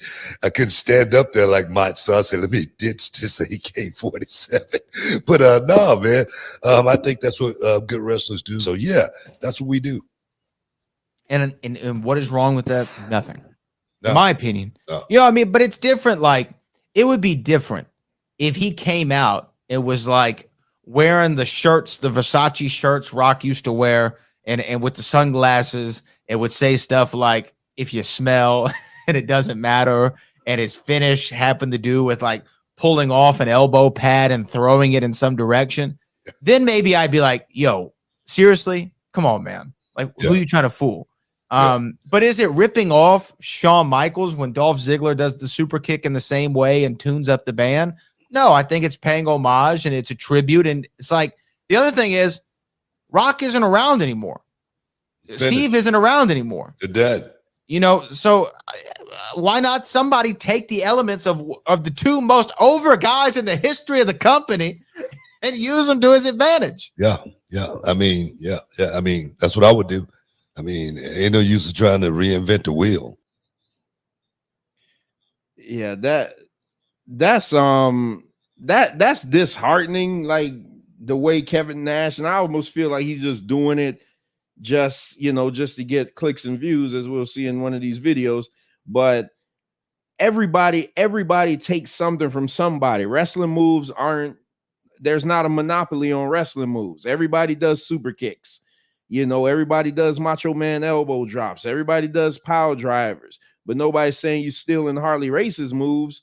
Like, yeah, I agree with that Gilmore guy. If he was to come out wearing the Versace shirts and having the eyebrow up, and God forbid, don't do the people's elbow. Today I noticed. Today I noticed he has like something similar to that. He messes with his elbow.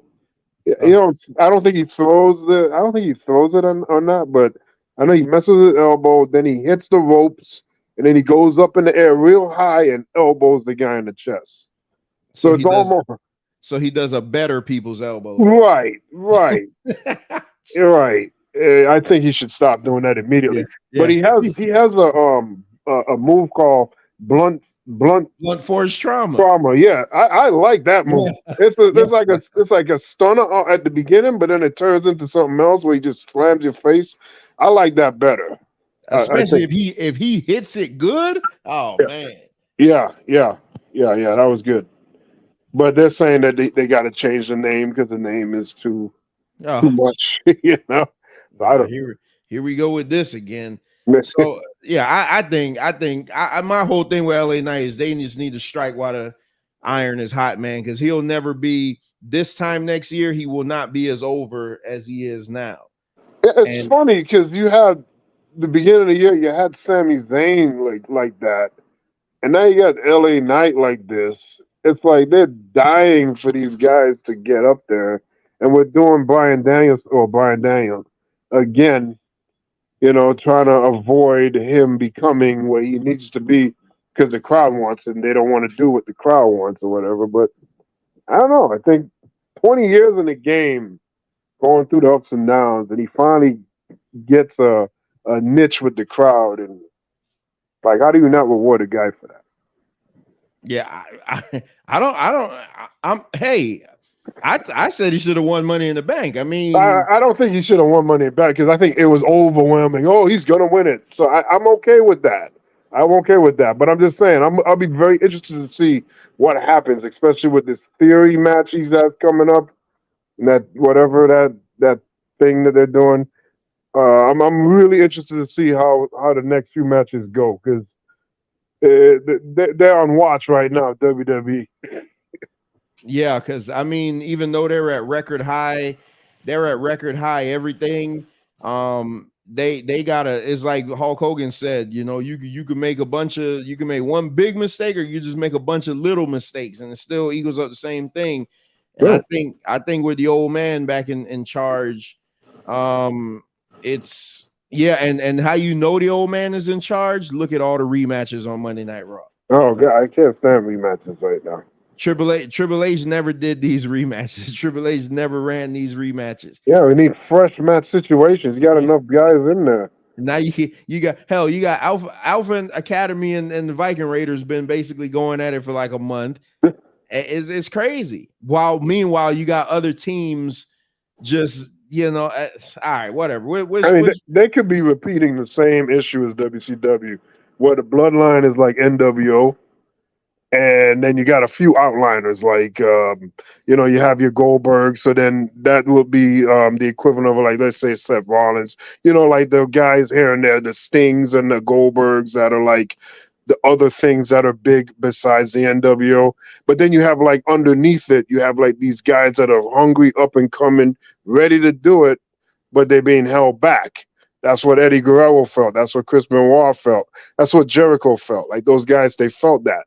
And then they left and they became bigger. So WCW ignored all that great talent that they had right there. Then they catered to the older guys and the guys that had been over already without making the stars of tomorrow because they didn't pay attention to it. And so you have LA Knight chopping at the bits. You already ignored Sami Zayn. Your consolation prize him. And you got others, I'm sure, like Ricochet and your consolation prize, Seth Rollins too. Nah, I mean, well, at least he has something, and at least he's still like winning matches. LA Knight is a bona fide jobber right now. He's gotten pinned. He's wrestling dark matches. Come on, this is ridiculous. He should have his own segment. Exactly. Yeah. That'll be good. Exactly. Yeah, you give one to Grayson Waller. Hell, why not him? What you think about Grayson? I like Grayson Waller. What you think about Grayson Waller? I'm not rocking with him. Not in that. Now I ain't knocking him in the ring, but Grayson Waller effect. Nah, I'm good. Grayson Waller is what they wanted Theory to be. With that charisma, Theory to me, Theory gonna be champion in a few years, but he need a manager. If you know what he needs that Maxine Dupree. If he gets Maxine Dupree as a manager, he'll have it. Well, speaking of Gigi Dolan and him came up together in Atlanta. Like she used to manage him, so why not her?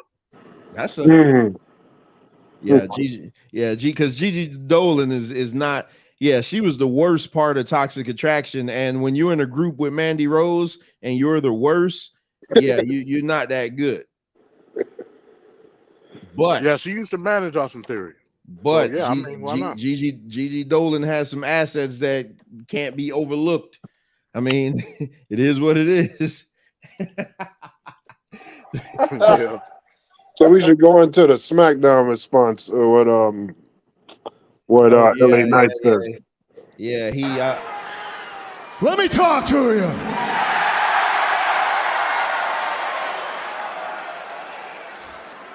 All of a sudden, LA Knights everywhere, huh? Yeah. Everybody wants to use my name. Everybody on the internet wants to use my name to get views and clicks. Let's call it what it is. I'm the best decision this company ever made. Because I stand head and shoulders above. Nobody back there can touch me. So let's go ahead and talk about the worst decision made. United States title invitational? Nah. Austin Theory's title's in a lot of trouble. Not because 5 guys now are vying for that title, but because this man is coming for that title. You got to understand something. You can call me the megastar. Hell, if you want to, you can call me the GOAT. But sooner or later, one way or another, you will be calling me champ. Yeah? Because whose game is it? With everybody saying. Yeah. I'm hoping that chant would I hope I'm tired of the chants, but we need something to get rid of the what chant. Like man. The what chant been going on since 2001. And it ain't stopping anytime soon. It don't seem like that is man, this guy, man, he has it. Yep. I don't know why they keeping him down, but what was funny that the fans didn't get that click line when he said clicks and views. They didn't talk about Kevin Nash and the click. Yeah, it didn't hit the way it was supposed to because the fans didn't catch it. Yeah, I remember I was watching it when it happened. I'm like, oh yeah, he got him. He throwing shots now. I mean, the way Kevin Nash was speaking was so reckless and like as if he was trash, man. Like, oh man, good. Look at that big guy. And here's the thing: this is how you know the guy's good. Seth Rollins in the interview said that Bray Wyatt doesn't make anybody better. He said, in fact, he said that anybody that goes in the feud, because they asked him, would he want to get back in the feud with Bray Wyatt? And he said, hell no. And he said, because Bray Wyatt doesn't make anybody better because you have to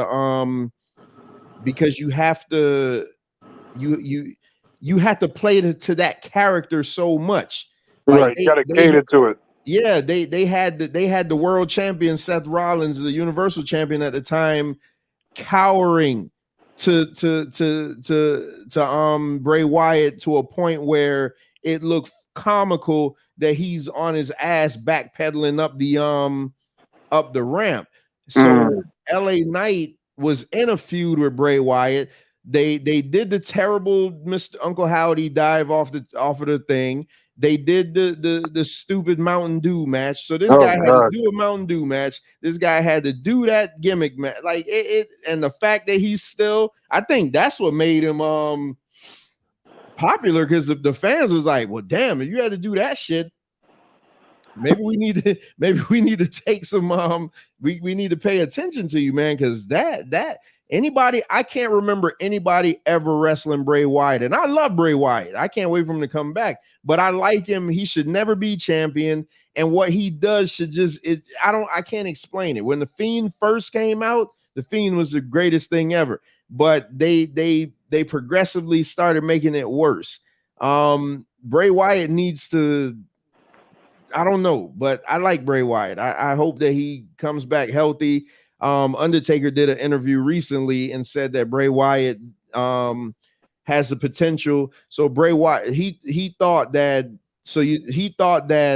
Roman Reigns and Bray Wyatt would be the John Cena and Randy Orton. So there was a time where John Cena and Randy Orton were carrying the company, right? And he thought that he always knew it was going to be Roman Reigns. This is Undertaker saying this. He always knew it was going to be Roman Reigns, but he said the other guy was going to be Bray Wyatt. He said, but he has to go back to the original Bray Wyatt gimmick. Right. Which I think, that when you think of all the gimmicks he's had, that was the best. Like that Waylon Mercy type, that guy, that gimmick was great. Like, but Bray Wyatt says he won't do it because he can't do that with Luke Harper not being there. He doesn't want to run because that was his best friend. He doesn't want to run that gimmick that they made famous together. But they got this Wyatt Six thing. That was what they had Eric Young coming in for, because it was supposed to be Eric Young, Bo Dallas, Alexa Bliss, and then they were going to throw 2 more people in it. But then Bray, nobody's saying what the injury was, just saying that he's injured. So yeah, that's crazy though. But we got these 2 last videos. LA Knight. Okay, I'm interested to see what this one is. LA Knight and Rock. This a guy I remember. So how come nobody ever criticizes Jay White? Not Jay White. What's his name? Jay Lethal, the black guy. Because it's not. He's not. I mean, everybody knows it's an homage, bro. That's a bona fide I can't compare that. No, it is an obvious homage. Whereas LA Knight is playing LA Knight, a different character. He literally saying, "I'm doing Macho Man" or "I'm doing Ric Flair." I can't compare. It's not the same. But the thing is, why was this not brought up when he was Eli Drake? He was doing the same exact thing. Yeah. Exactly. And who, who was this Eli? I heard Eli Drake, but I didn't watch those. I was gonna put a clip of that. It's the same exact thing. Like he was saying, "Let me talk to you." Yeah. The only difference is he was saying "dummy" and Impact. Hell, I think you need to bring the dummy button back. I like the dummy button. So nothing's changed then. No. Oh man, yeah, Kevin Nash should be one to talk. I mean, bro, that dude was a master blaster, and that dude was Oz. So ain't no coming back from that. Vinny Vegas. Yeah, Vinny Vegas. Yeah, ain't no coming back from that. And in Impact, he had his own segment. See, it's certain people in wrestling where dialogue is their best suitable aspect. Piper didn't need the title. Piper's Pit is all you needed. It's certain people that get over in that aspect. Drake. That's very interesting that you say that about Rowdy Piper. Uh-oh. No, because I'm not going to disagree with him. I want to, but I can't. Rowdy Piper didn't need. I didn't even think he needed that IC title run. Tell you the truth. Yes, he did. I mean, he's been a great. That don't take away from him being a legend. Rowdy Piper with the belt though doesn't look right. Like it doesn't look.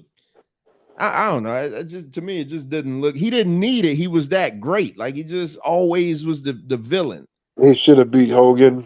He should have been beat Hogan for that title. I think he's the one person Hogan never pinned, or did they finally do WCW? Yeah. No, in Starrcade '96, Hogan won. I mean, not Hogan. I'm sorry, Piper won. He put Hogan to sleep. So I don't think that he beat. If he beat him, it was like on a Nitro or something, and I didn't see it. But as far as in a big event like '96 Starrcade, he actually put Hogan in a sleeper. But it wasn't for a title or nothing. It was a non-title match. Which was stupid. The main event of a pay-per-view is a non-title match with your champion. Yeah, well, Hogan's known for doing that, where he'll have the title, but the title wouldn't be on the line. It's weird how he does that. Boy. All right, which one? The Rock one is the longer one, so let me get this one. And, it's an interesting story. It's actually a very unique one. 20 years in the game, and there's a part of me that wants to say, like, are you surprised it's happening so fast? But I feel like, to you, this is kind of happening, a little late. Like, where have you all been for the last 5 or 6 years? No? Do you think that? Sitting in the background being angry, being annoyed, being a little PO'd just because it's like, I knew I had this to bring a long time ago. At the same time, I can't say that I didn't live a hell of a life on the way here. So I've had a great journey, an amazing time. So am I surprised? I guess there's a little bit of surprise because for so long you're used to being shut out. You're used to being told no. But now all of a sudden, all I needed was that opportunity. And all of a sudden they talk about, well, they should strap the rocket to him. Whether you want to strap a rocket to me or not, I'll strap my own rocket to me. And that's exactly what I'm doing. So what's the difference in the last 3 months? The difference ain't anything other than the fact that I'm getting out there and doing my thing. I'm talking my trash. I'm doing my thing, and that's resonating some way or another. Now, whether that ends tomorrow, whether that ends in a week or whatever, doesn't make a difference because right now I'm just doing me, and somehow everybody's jumping on the gravy train on that one. I know you've heard the critics say that you are a derivative of The Rock and Stone Cold. Does that bother you when you hear that people say that you're a knockoff of those guys? You know what? People are always going to make comparisons. It's the easiest thing for people to do.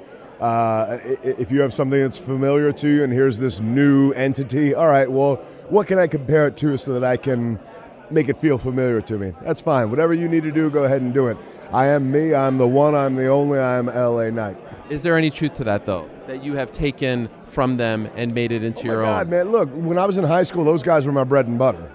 Those were the guys that like I wanted to be when I was like 16, 17 years old. So I'm sure there's, hell, I probably found my normal just speech pattern every day when I'm talking to you is probably somehow derived from them. Whether that's purposeful or not, it's definitely not. So it's just the fact that I sat there and watched every single episode of Monday Night Raw. I had all the little VHS cassette tapes when, like, you know, the Stone Cold said so or The Rock says and stuff like that. So I watched all that stuff. So, man, you're talking about formidable years, very moldable years. So maybe in some way I've just penetrated my brain in some way. So, but, you know, whether you want to make the comparisons, hey, I tell you what, let's make this comparison. You want to say that I'm the Kobe to their Jordan? I'll take it. Have you ever met either of them? Yes, both. And have they said this to you? Or have you said this to them? No, not at all. No, it's never even been a topic of discussion. Okay.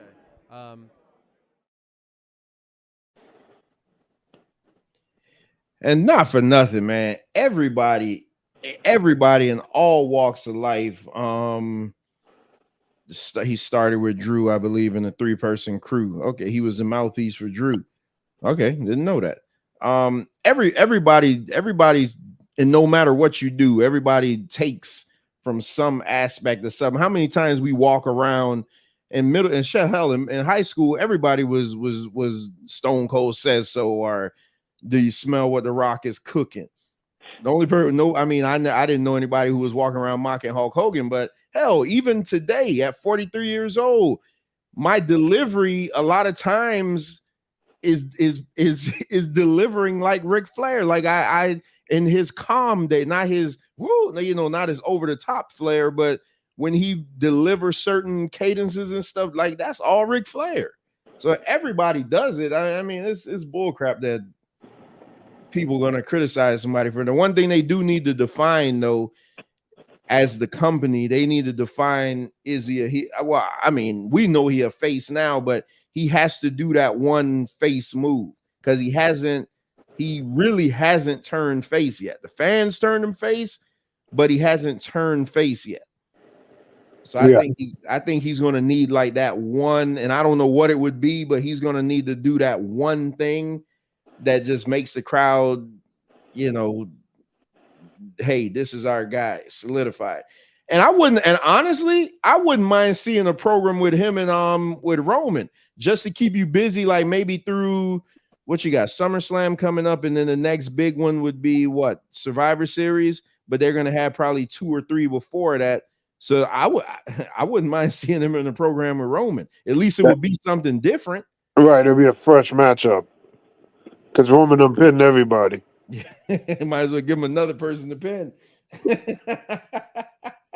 They need to make LA Knight go on a winning streak from now till a Roman match can happen, so that now you'll feel like, okay, Roman's been champion for so long, this guy's hot. People will really feel like it might be LA Knight's time, and that would be intriguing because which way would you go? Because they might just keep this going for a little bit longer with Roman. It is. Yeah, they're gonna. Yeah. Roman's gonna end up facing he gonna face both Usos and Solo before the year is out. Bank on it. Because I don't see any other way to get Cody back to him. They blew that by not having AJ Styles win the world title. Had they had AJ Styles win the world title, then they could have did a trade. It would have made sense. Like, hey, I'm going to trade you AJ Styles in the club for Cody and somebody else. But, so Cody has no way. and I don't think they're competent enough to explain a way for him to get over there. And I don't want to see him win the Royal Rumble unless he goes in at number 1. And then I don't want him to get number 1 because then he may run the risk of getting hurt. So, you know, I don't see a way. I don't see a way for him to get to that title. Logically, and you know, LA Knight should win the Royal Rumble coming up. That would be nice. Yeah, but I mean, with the old man in charge, like I think Triple H would do that because this guy's age, like he's like what he was 40. What did Liz said last week? 42, 43. Yeah. This man's age, yeah. Wrestlers now, wrestling Sting, what 64? You know, wrestling. Yeah, but man, when you this hot, man, you gotta pull the trigger. You can't. They cannot. If they cannot mess this one up, they can't. Well, I already messed Sammy up. So. Well, so much for Sammy. Here's another thing that I forgot to say in the note in the news thing before I played this last video. They had a house show, good old house shows, and Bailey got injured. So now what Bailey's saying is that it's nothing serious, but she's gonna say that she shouldn't have been there to begin with. Yeah, she suffered a knee injury. So now here's the sticky thing. Bailey's injured, Dakota Kai's injured. Oh, they don't trust EO alone on the mic by herself. Are they going to do the typical WWE thing and hide her until Bailey comes back? Oh my God. Or are they just going to pull the trigger and have her cash in? I think they're going to have her cash in at SummerSlam. So just remember that I said that. Okay. Tape machines are rolling. Yeah, I think she'll leave SummerSlam as a champion just because Bailey, and then when Bailey comes back from injury, then the turn will happen. She'll turn on her there. Because you don't just because you have the briefcase don't mean you got to do it right now. Well, what I'm saying, can cash in next year. Yeah, but I'm saying for her because she doesn't speak English. Yeah, they gonna have nothing for her. Yeah, she always has a mouthpiece. This company will just put you on the back burner. So you might as well let her cash in and be the champion.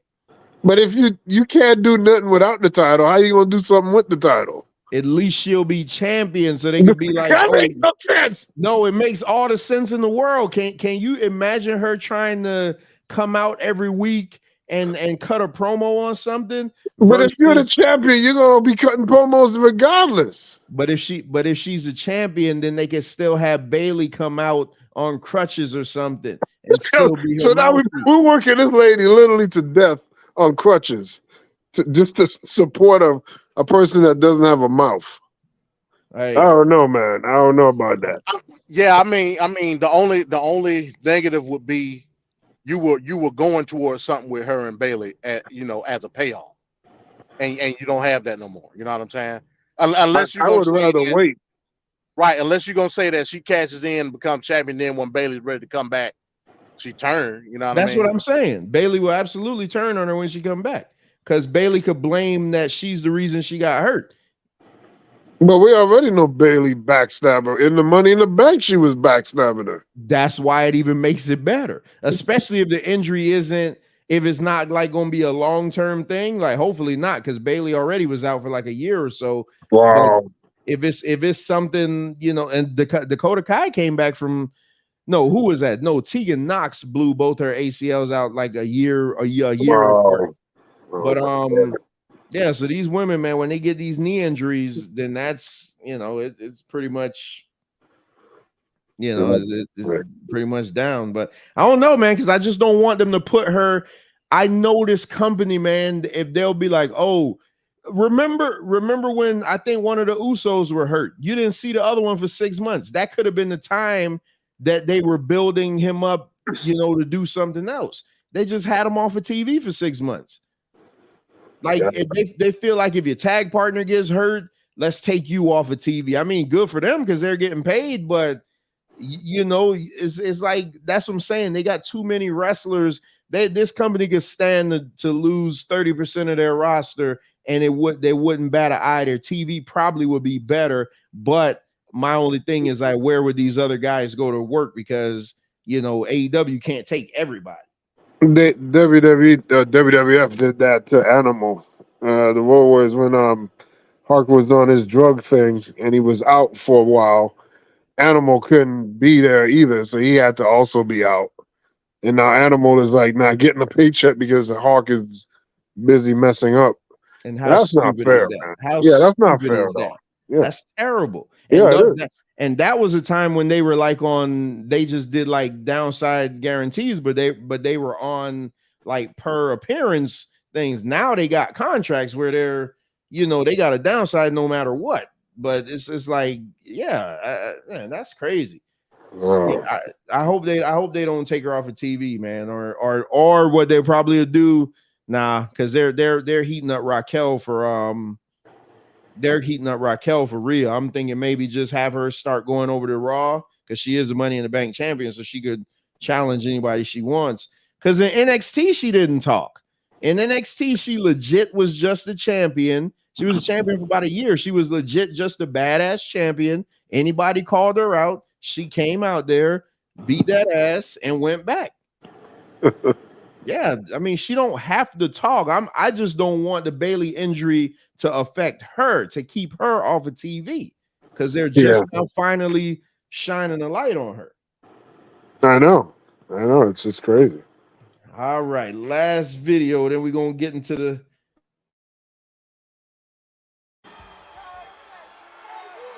All right. Mr. Austin, why are you here? Because I'm sick and tired of seeing Mike Tyson. He comes in, he's shaking everybody's hands, making friends with all the WWF superstars, and it's made me so damn sick I've been in the back throwing up.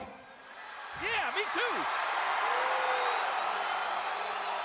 I ain't gonna shake your damn hand because I ain't out here to make friends with you. Mike, shut up. I respect what you've done in the boxing world, but Jesus Christ, son, when you step in this ring, you're messing with Stone Cold Steve Austin, and that's something you don't do. So here's the thing, man. I got all the respect in the world for the fact that you could go and make yourself a name on social media. You could make yourself a name on YouTube, but right now, you're standing in my ring. Give me a hell yeah. Yeah.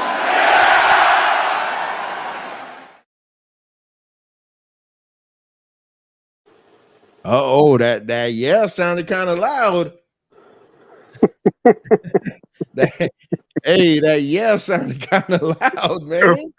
What does that mean? I'm just saying, like I watch SmackDown. SmackDown is the one show that I watch. You don't see me watching Raw, because like I said, it's too long and it's too many rematches. SmackDown is the show that I watch, and the guy is like legit. You could tell when they're sweetening the crowd, but this guy is not. Like, this guy is coming out and he's just doing the damn thing. Yeah, but you see in the comparison is like he's using actual dialogue now. Now, I mean, that's like very similar, right? So he's like Stone Cold's like, I respect what you did in boxing. LA Knight is like, I respect what you did on YouTube. Yeah, so, but come on, so man. it's like I was like super close. Like now he's like taking actual moments. There's a difference between cadence and kind of like flow and feeling, but now you're taking like scenarios. That part I don't like. I don't like that. People run out of words, man. That was too similar, man. That was way too similar for my taste. That was a little bit too similar. When I saw it, I was like, "Oh my god, wait a minute!" I was like, "I gotta put this together," because I couldn't believe when I saw it. All right, what say you, MD? Yeah, I that's a reach for me. I can't, you know what I mean? Yeah. How is that a reach?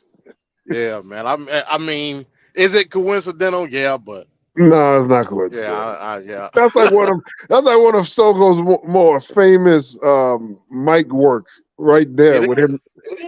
So everybody knows it. So for him to be like, I don't know, man.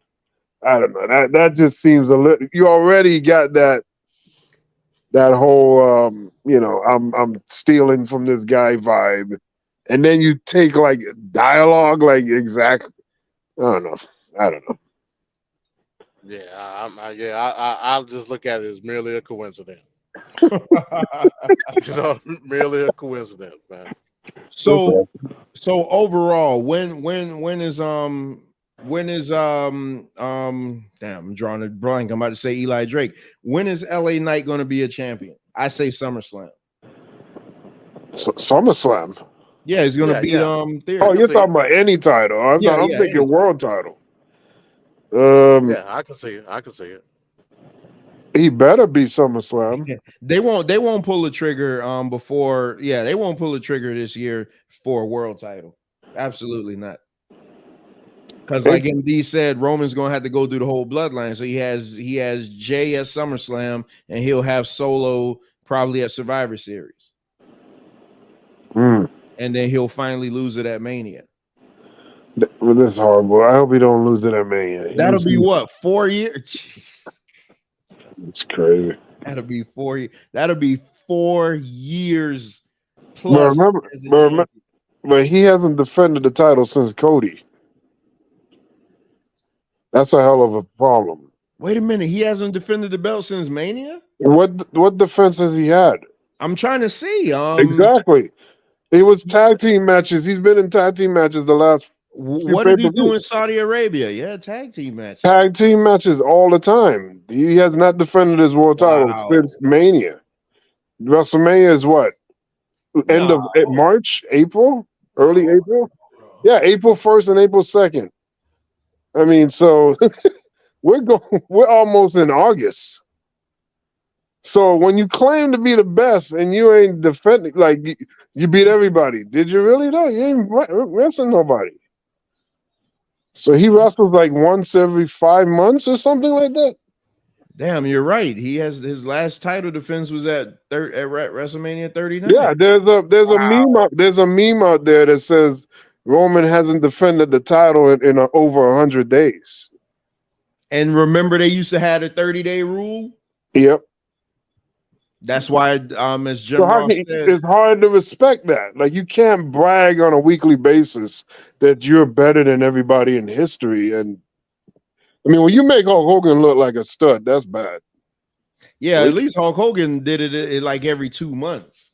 I know. I used to always be mad at Hulk Hogan for never defending his title because I would see Ric Flair on regular ass Saturday morning defending against like Brad Armstrong or somebody like that. And I'm like, if Flair's on there, Flair's doing it. I don't know what's up with this guy. Yeah, that's crazy. Yeah, Chris is saying he's going to win at the Royal Rumble. He's talking about LA Knight. LA Knight. I don't know. Hope so. I don't know. Yeah, but Roman. Yeah, see, that's the thing, man. They need a quality control guy for continuity that'd be like, hey, man, you know your rules say you got to defend the belt every 30 days. Right. Remember when Paul Heyman was GM, he used to always stress that you had to defend the belt in 30 days, and you had to have at least one TV title defense like once every 4 months or some craziness like that. That's crazy. Especially when you have all these more avenues for seeing content. Like there's a lot more wrestling today than it was back then on TV that you could watch. And like you have the champion defending less. Like that's weird. Yeah. But he's devaluing his own title run because all he does is go out on SmackDown and talk in front of that audience. That's his title offense, is talking. He's just barely do that. Because he's not there every week. Yeah, I mean that you can't claim to be like that promo I was telling you about Trevor with they show like all of the days that have passed, and it shows all the champions that he's passing by, and it really amps you like, oh my god, this is historical, this is great. You see Sting, Iron Sheik, all these people, you're just passing all these people, but then you think about it, but those guys were defending the title more than once every 6 months. So I could have swore he defended that, but yeah, you're right, man. He's only been in tag team matches. Yeah. That's man, that's crazy as hell. He's been in tag team matches, sitting on the apron, having conversations. That's crazy, man. Damn. Damn. MJF, at least MJF just defended his title, but he wrestles less. He wrestles less than Roman. That's bad. But at least when he wrestles, he's defending a title. All right, well, we'll have to keep an eye on that. So, all right. Damn, this is probably the best time we're ever gonna make. So last week we introduced a segment entitled "Would Things Be Different If?" where we presented a scenario, we presented what was supposed to happen and what ended up happening, and then Venkat and the panel reacted accordingly to it. It stimulated some great conversation, especially with the Magnum TA one, because Venkat brought up the things about what that would have done to Ric Flair's title reign, which I never even thought about. Like, would I even be considering Ric Flair as the greatest wrestler of all time had Magnum TA been champion? So nope. There that is. So hold on, let me turn my camera on so everybody can see. I always get this positioning wrong. I got my timer set for 30 minutes. 30 minutes for this next. Would things be different if? And this is why I said earlier, AEW just gifted me something this week. So shout out to AEW gifting me something, the gift that kept on giving. Last week I ran out of time for my third question, which I'm glad that I wasn't able to, because AEW just gifted me the greatest thing this week. So this week's question, let me bring up this photo, because if you see the second half of the title, today's title is More in LA Knight, and does Chris Benoit's legacy live on? And lo and behold, who was in the crowd at AEW? Chris Benoit's son. What's his name? David. What's his name? David is the one that he offed. What's this guy's name? Is this Chris Jr. or something? I forgot his name. What is his name? I can't remember his name.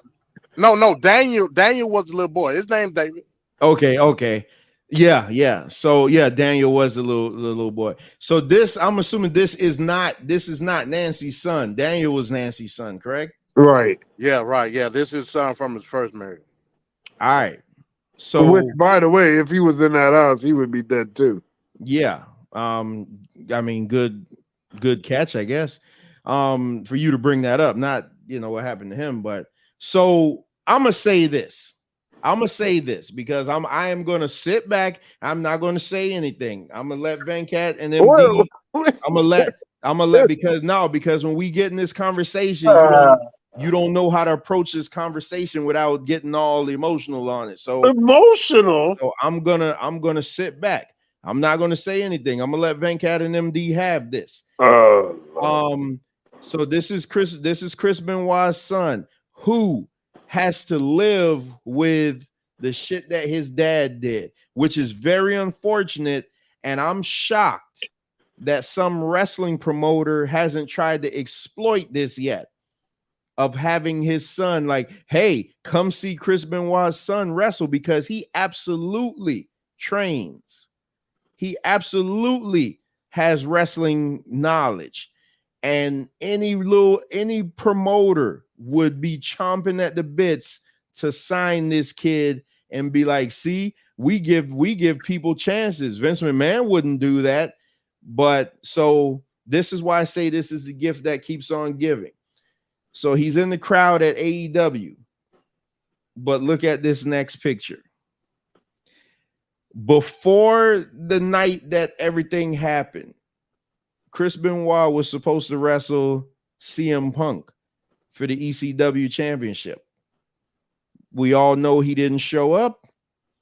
So that is what was supposed to happen. Here you see CM Punk with his arm around the kid of Chris Benoit. Eerie ass picture. Like, to me, when I see this, I'm like, oh boy. So but you're putting the sins of the father on the I'm son. not. You see why I'm saying why I'm not going to get in this, because this guy has no discipline. I think if I started talking, he would just interrupt everything I say. So I'm not. Keep going. So I'm not going to say anything. So it's an eerie ass picture. I'm not putting the sins. This kid didn't do anything wrong. This kid did absolutely nothing wrong. So I can't blame him for anything. So last week's question, which I'm glad I didn't get to, because I mean, you can't make this shit up, that this is the picture that would be going around the internet. So this week's question for Venkat and MD on would things be different if.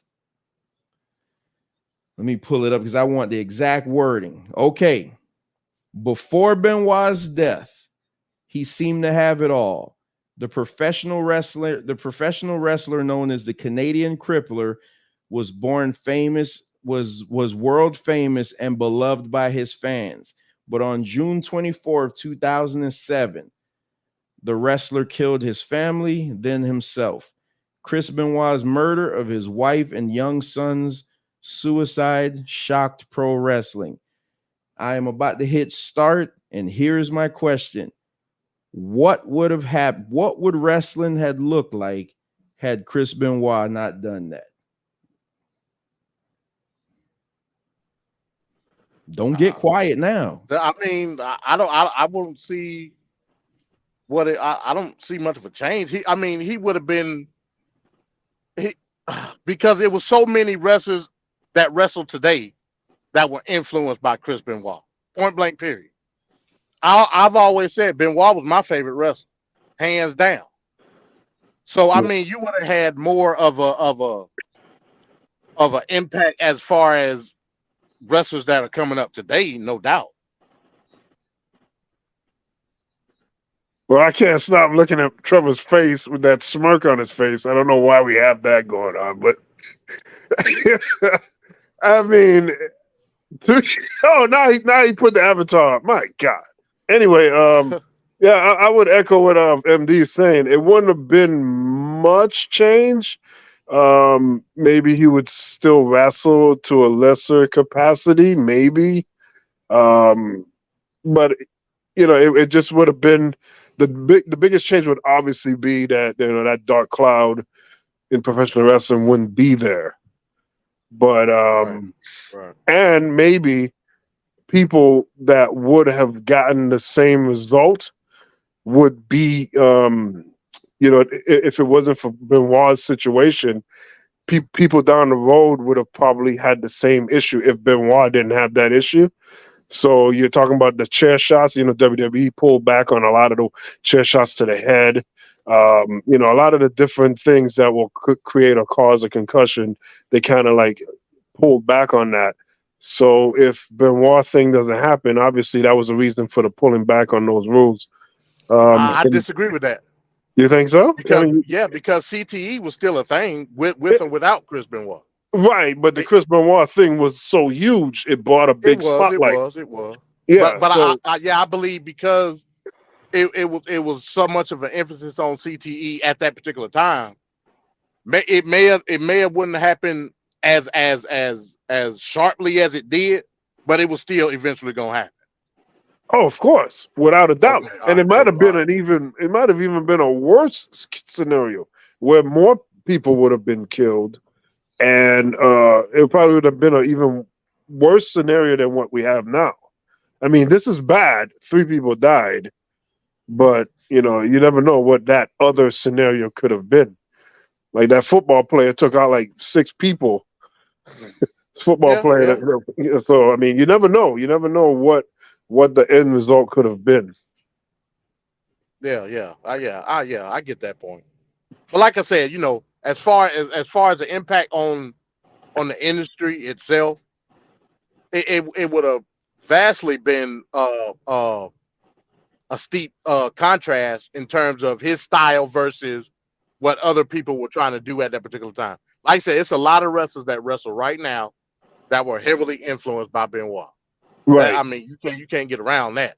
Right. Just like Eddie, just like Dean, and all these guys.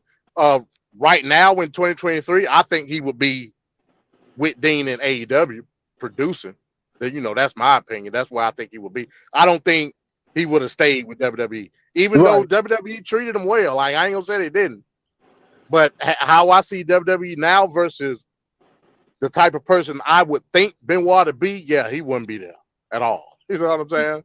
Oh, of course. I agree with that wholeheartedly too. I think, yeah, he would have been behind the scenes somewhere, if not AEW, then Impact or somewhere else. He would have been doing something else and contributing in a big way. Yeah. Now remember, woman was trying to get him to open up a school in Atlanta.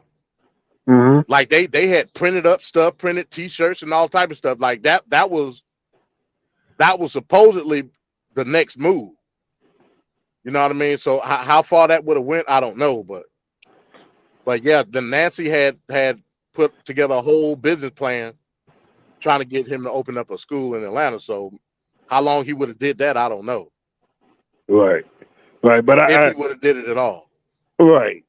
But the change would have been not as huge per se as far as affecting a lot of people. I mean, it's a huge thing because, of course, they would still be alive. He would be helping people, just like Dusty Rhodes in his older years. He helped so many wrestlers and helped guide and train and develop so many wrestlers. So Benoit would have had that opportunity to go on and do that.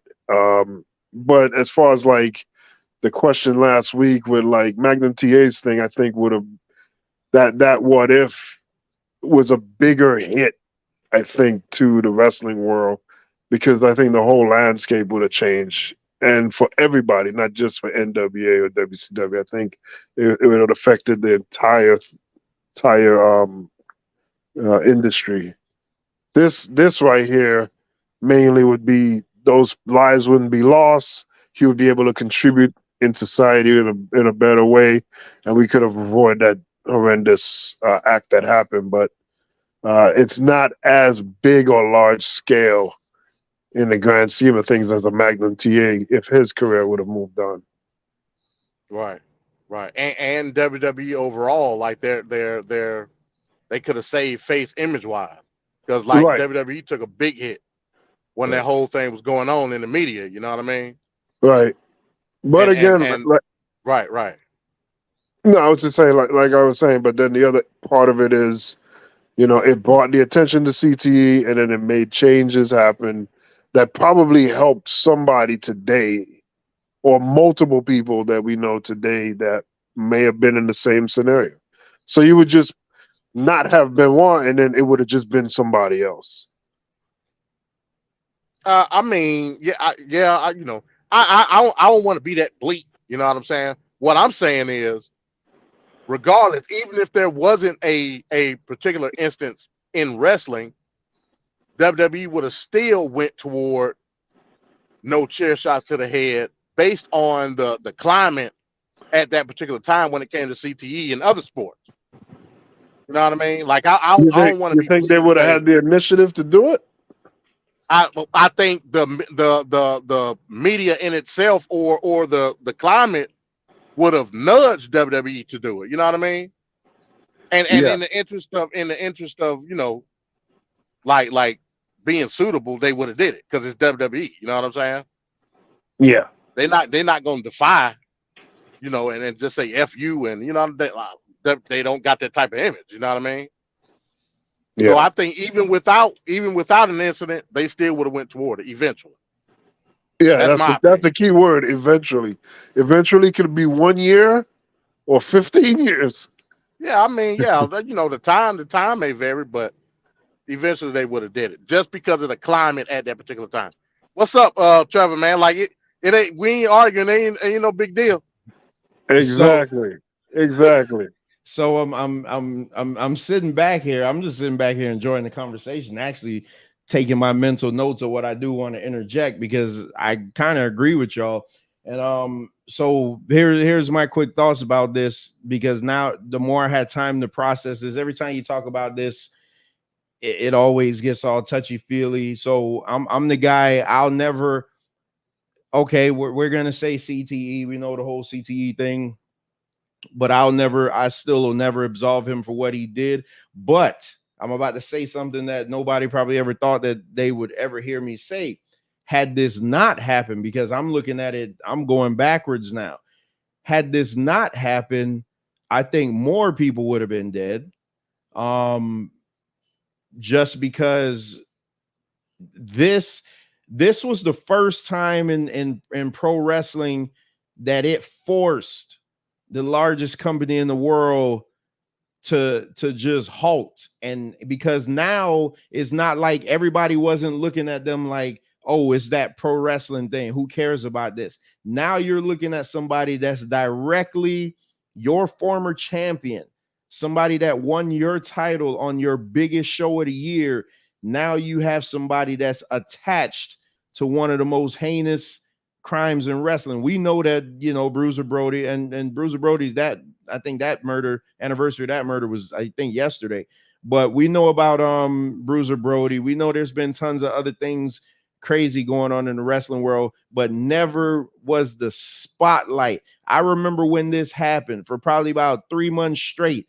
Nancy Grace had every wrestler in the world on her show talking about this.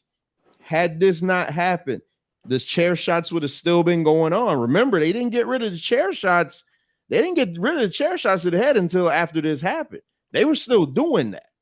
So imagine this not happening in 2007. Oh, we lost MD. Yeah, he's back. Oh shit. What?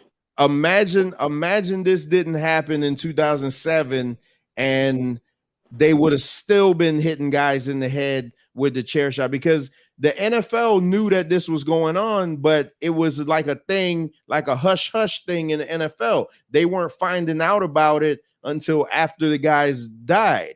Whereas with wrestling, Chris Nowinski came out and said, hey, I want this guy's brain because I need to see, I want to examine it. I want to see what's going on. I think that had this not happened, as much as it pains me to say, and I hate to say this, I think the casualties would have been more. Probably not in that heinous way, because I feel like, okay, even if I was going to say that CTE played a 50% role in it, I'm still saying that there were other factors that attributed to the act of it, not just because when you off somebody because you're just mad, just a quick mad, you just get rid of them. You don't strategically plan it and do all that, but that's not what I'm talking about. I'm just saying that he had this not happened, just think about Wrestler X going another 10 years of unprotected chair shots to the head.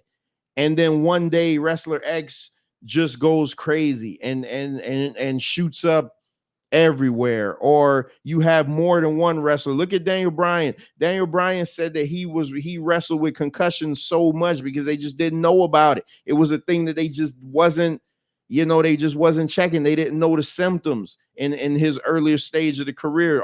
He's been wrestling. He was wrestling when Benoit was alive. So all this stuff, how many concussions have these guys had? Venkat, we did a show where you showed on the independent circuit, people getting dropped on their heads on like indie wrestling. How many of those guys before they'd be like, oh shit, I got a headache. Now they're like, no, man, we got to get this checked out. We got to make sure that you don't have a concussion. Whereas had this not happened, they'd be like, oh man, sleep it off. That's what they was telling the guys in the NFL. Oh, it's just the position that you play. Don't worry about it. It'll go away. Sleep it off. Take this. You'll be good for the next thing. I think it forced WWE to change the way it forced them, because they wouldn't have done it otherwise. Because let's not. I love WWE, but let's not paint them like they're the moral police and they do stuff proactively. They don't. They didn't implement those new drug testing policies until Vince was on trial for the steroids. Vince always knew that they were taking steroids. That wasn't anything new. Yep. That wasn't anything new that was going on. He did it because he got caught. He said, "Oh well, damn, I'm getting caught now. Let me get rid of British Bulldog. Let me get rid of Ultimate Warrior. Let me put the belt on Bret Hart now. Let me put Ric Flair in a featured spot now because they're smaller wrestlers." He didn't want to do that. He did it because they forced him to do it because now he was in the spotlight. So had this not happened, the casualty number, I believe, would have been so much higher. I hate to say it, but the casualty number would have been so much higher. You just now start seeing people starting back to do the flying headbutt, which I hate. Yep. And It doesn't make sense. Benoit wasn't even the first person I saw doing that. Bam Bam Bigelow was doing that. But I hate the flying headbutt. But Bam Bam Bigelow kind of did it with his chin. Huh? Dynamite. Say that again? Dynamite. Oh, yeah. Oh, damn. Why did I forget about him? Yeah, Dynamite Kid. Yeah, he used to hit you with his head. But Bam Bam Bigelow was doing it with his chin. But, but Benoit was hitting you with his head. You see Brian doing it. You see, for some reason, they're allowing Chad Gable to do it now, but he doesn't hit you straight with his head. But that's a move that they should just get rid of. Because it doesn't make sense. I think you're hurting yourself more than your opponent. Yeah, that's a terrible move. It looks good, but it's a terrible move. MD must be in a bad spot because he keeps dropping off. But I hate that it happened because you lost. You lost Nancy and you lost Daniel. Nancy and Daniel, because my whole thing was always kill yourself. But Nancy would have been better if he would have just killed himself. Nancy and Daniel didn't have to die, and now you have this kid. Think about this, because I always talk about the legacy and what you leave to your kid. Here's a kid now who grew up, who saw his dad being a big time wrestler. We're not talking about just some little run of the mill guy. This guy was WCW champion. This guy was WWF champion. This guy was probably was the ECW champion, but this guy's just been champions all over the world, wrestle in Japan, wrestle in Mexico, wrestle in Canada. And now here you got this kid spitting friggin' image of his dad, a license to print money. You could put him in his dad's tights. You could shine him up real good, give him a mean crippler gimmick, and this kid would just go to the top. This kid could run any small promotion right now, but he can't do it because we can't see past. All when we do is look at him, is we look at it, that's Benoit's kid. Can you imagine if Jeffrey Dahmer had a kid, upstanding kid? Yeah. But because who his dad is, you're looking at him, you're like, that's Dahmer's kid. Maybe he's just a chip off the old block. Relatives of Hitler, they changed their last name. Exactly, because not that they're bad people, it's just that the stigma of who they're related to. So I think and the fact too is because this happened, wrestling was it just exposes wrestling for being the terrible business that it is that had this not happened, you wouldn't have made all these health changes. Had this not happened, you wouldn't have given these guys some time off when they get dropped on the head. Had this not happened, you wouldn't see companies banning power drivers and chair shots to the head. Why in 2023 anybody is still taking an unprotected chair shot to the head is beyond me. It doesn't look as good when WWE hits you on the back, but you know what? Those guys go home safe every night. You know what I'm saying? That you gotta attribute. It is not all, because I believe eventually changes would have been made because you just get smarter in medicine. But in the immediacy, this crap was changed because of what happened. And I think had it not happened, we would have seen a whole bunch more casualties. And this is killing me to say this because I don't. You know the stuff that I said about this guy, man. So I'm not pulling back anything because I don't want what I'm saying to come off like I'm making him a martyr. So I don't want that to sound like that he basically died for the cause. Had he not died, then the wrestling world wouldn't have been as good as it is now. No, I'm saying he died and in a shitty way, and it forced the wrestling world to be that way because they would have not taken such a close look at what's going on, man. You remember, what was it, 1999 The Rock hitting Mankind in the head like 18 Oh yeah, times. it was vicious, man. Like think When about his kids and wife were in the crowd. it. Think about that. Think about that. You getting hit in the head with a chair. You can't throw your hands up. You can't do anything. No, because you got your handcuff. He's handcuffed with no protection. They thought that shit was okay. Because you got the owner of the company on tape, like, oh man, we gave him a good show. I hope they realize, we gave him a good show. Oh, Bro, why you got this guy with a 2-inch gash in the top of his skull? Yeah. So can you imagine had this not happened and they were specifically putting the eye on head trauma, they would still be doing this. You'd still have people being thrown off the top of cages. You'd still have pile drivers on the floor. You still would have had all this. I don't care. I keep telling you, man, it gotta feel like I'm caping for this dude, but I'm not. I'm just looking at the industry on the whole. It changed drastically. Like look in the NFL now, because look at Tua. Tua has a custom-made helmet now. Yep. Tua has a custom-made helmet. Tua had to take judo lessons so he could learn how to fall to protect himself.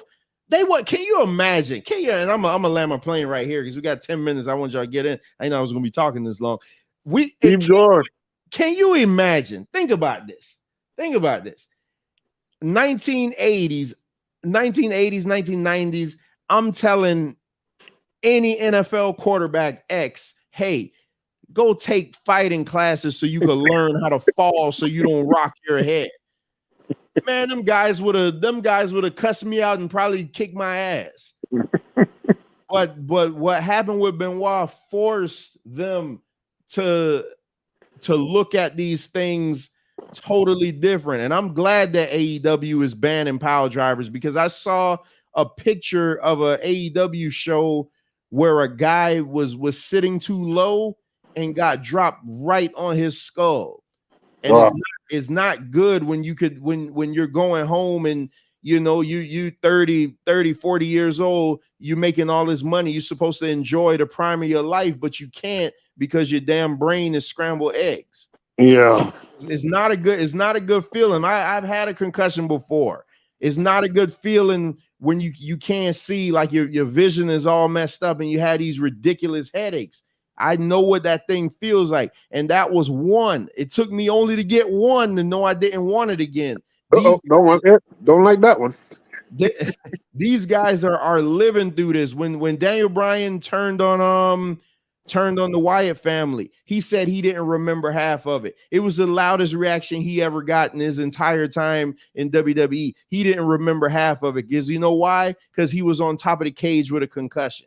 Wow. And they didn't know at the time. But when they found out, Triple H immediately pulled him off the road to where he wanted to fight Triple H. And he was like, you're not going to take my moment from me, because he knew the plans. They were shining him up to go to Mania to take the belts. And he was mad. He was like, no, you're not going to take my moment from me. He was squaring up trying to fight Triple H. Because Triple H is like, damn, I watched one of my coworkers die to the same shit. And now here I am trying to protect you from yourself. And the main thing, what Chris Benoit did, as heinous as it was, is protecting these wrestlers from themselves. Yep. How many times me as a 43-year-old regular ass working man, I go to work hurt.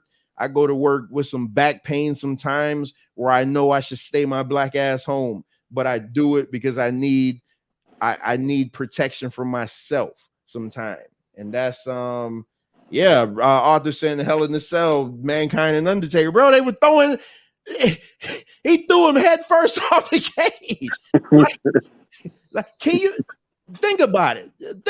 Why Mankind immediately should have been checked for, they kept the match going. The first one they said was planned. It was the second one that wasn't planned, and they lowered the damn cage and kept it going. The man was wrestling with his brain scrambled. You can't do that. All the times where I was seeing all these wrestlers going on, and I'm like, yeah, y'all just using this moment to pile on Vince now. Vince couldn't take the blame for what happened with Benoit that night, but Vince would damn sure have to shoulder all the blame had he not been forced to make changes and then not heeded to the changes, because he still didn't have to heed to the changes. But fortunately, which is a problem, because the government problem. The government should make their ass have to do. Oh, You're supposed to set the. You're supposed to set the boy. rules. Oh, there go MD. Hey, the government should have a certain set of rules that you have to abide by. You should not be dependent on a promoter that's money hungry, motivated on profits to decide, okay, we're going to do right by the wrestler. They're not. So the rules are supposed to be set by the government instead of the friggin' corporations or the company or Vince McMahon, the businessman, because they're not going to care. They just here for money and that's it. Get him, MD. Get him, MD. No. I just said, like I said, this ain't the place for that. I'm not gonna do it. No. The argument, y'all can argue. I'm talking about me and Venkat. You, because I know you're gonna say, what's your thoughts? How can you tell a private entity, because they were still private at the time, correct? Yeah. I think they were public. They were public by that time. What were they publicly being traded? Yeah. Because they did the IPO in '99. Oh, okay. It doesn't matter if they're private or public. Public, like Dusty says, public. Doesn't matter if they're public. It don't matter. The only thing that matters is that we need to set a set of rules, that we all can have sensible rules to help protect people. So you don't manufacture food and have toxic waste right next to food, because there's regulations. And without those regulations, you shouldn't be able to operate a business, because it's not right. It's not safe. So if you got moves or things that you're doing in the ring that could be counterproductive to life, and you're not following the regulations, you should be shut down. And I think that's the way it should be. Wow. So the individual person, they not cognitive enough to come up with their own decision that, hey, look, maybe I shouldn't be doing this. I'm not gonna do it. Did Cactus Jack do that? Mankind, did he have the best judgment in that Hell in a Cell? He kept it going. Even you watch videos right now. He said when that Undertaker hit him at one point and he slowly fell to the ground, he was like, the lights were on, but nobody was home. I mean, he didn't stop. The guy's in the heat of the battle. He has all this adrenaline going. He just so they're not cognitive enough, then, is what you're saying. I am definitely saying that. I think that we should agree. We should agree on a certain set of rules to abide, that we avoid these things. You can get your entertainment without people going to these extremes. It's not necessary. Hey, let me tell you this. Hey, that's not gonna work for me, brother. Hogan was a master at it. So basically, you saying Hogan was cognitive enough to say, "Hey, look, I'm not doing that." Yeah. So from that aspect, yeah, I got to give you pushback, because any person that has that particular effect or is they may be looking like weary at a certain thing, don't do it. Right. You know what I mean? So from that aspect, I can totally get it. So and going back to like mixed martial arts and boxing. Okay. Clinically speaking, a knockout is a concussion. Clinically speaking. Yeah. So how are we protecting them? Well, the difference, they had to sit out for 3 months. Exactly. The difference from a knockout. Yeah. If you get knocked out, Bones is in the chat. He'll confirm it, but you got to sit out like 3 to 4 months. Right, and they don't box or kickbox or wrestle as often as wrestlers do. You get an injury, and as soon as you're available to go, they're right back into it. And they wrestle Out of 365, they wrestling 300, 250. They wrestle a lot. There's a lot more opportunities for a lot more damage. Whereas UFC fighters are what, once a year, twice a year? If you're really feeling lucky, 3 times. That's a lower mark. In football, it's a way shorter season than the NBA. It's shorter than the Major League Baseball. It's not the Yeah, but opportunity Venkat, is no, small. you're gonna die on that hill with that one because I'm not dying. I'm not on the hill. a 17 week NFL season is much more grueling than NBA No, it's or not. hockey or No, it's not. baseball Tell or that anything. tell that to guys that land on their ankle and it's twisted and mangled. Venkat, you're in a car crash every play. No, you're not. No, you're not. And remember, you have different players for offense, different players for defense. They're playing MD, you half the played game. football, correct? Huh? Yeah, I did. What position did you play? I was fullback, and I did a little bit of running back tail. So you touched the ball almost as much as the quarterback, and you got hit by at least 5 guys every time. And you play fullback, so you I was half and half, but I love blocking. So I was you were the looking to knock lead your ass blocker, out of MD. it. Yeah. You were the lead blocker for the running back, so you got hit on every play. And you mean I did the hit. Well, but it doesn't matter. But you don't think that that's more dangerous than a baseball season or a basketball season? I was wore out from 2 of days, and now the season didn't even start yet. So I was sore as hell. Approximately how long is a football game? Let's say about 2 hours, right? Something like that. Yeah, real time. So then, like, who do we know? Like, who had the most? Did they even keep track of like the minutes played? Like in the NBA, they look at like your minutes, that you're averaging. Do they do that in football? Nah, they don't do that. I get your point. Venkat, but that doesn't work. Venkat, you can't. It No, works exponentially. that doesn't work. Venkat, you talking about impact. You talking about impact the body. Now I give you impact on the knees. Yeah, I give you basketball. That's the definition of basketball. You're up and down, jumping down on your knees, on your ankles. Body wise, you got a point. Have you seen LeBron James' toes? Yeah, but it's not pretty. Again, Venkat, we're talking about a game that who in the NBA, and I don't know. I'm asking this question because I really don't know. Okay. Who in the NBA do we know suffers from CTE in the NBA? Well, in the NBA, they're not hitting each other in the head. Exactly. Yeah.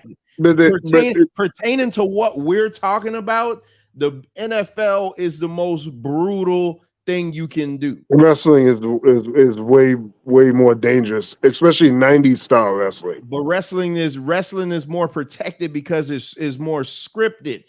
The NFL, that script has nothing to do with those hits. Venkat, when you talk about a receiver going across the middle, not seeing the safety coming up behind him, bro, like I don't know, because you were a wrestler, you never played football. I played football in high school for a year. I know what it's like to get hit. That's not a fun feeling to get hit. I'm not saying it isn't. I'm just saying the season is way short. And the amount of time you play is way smaller. But that's season, what. Football is damn near a year round, though, right?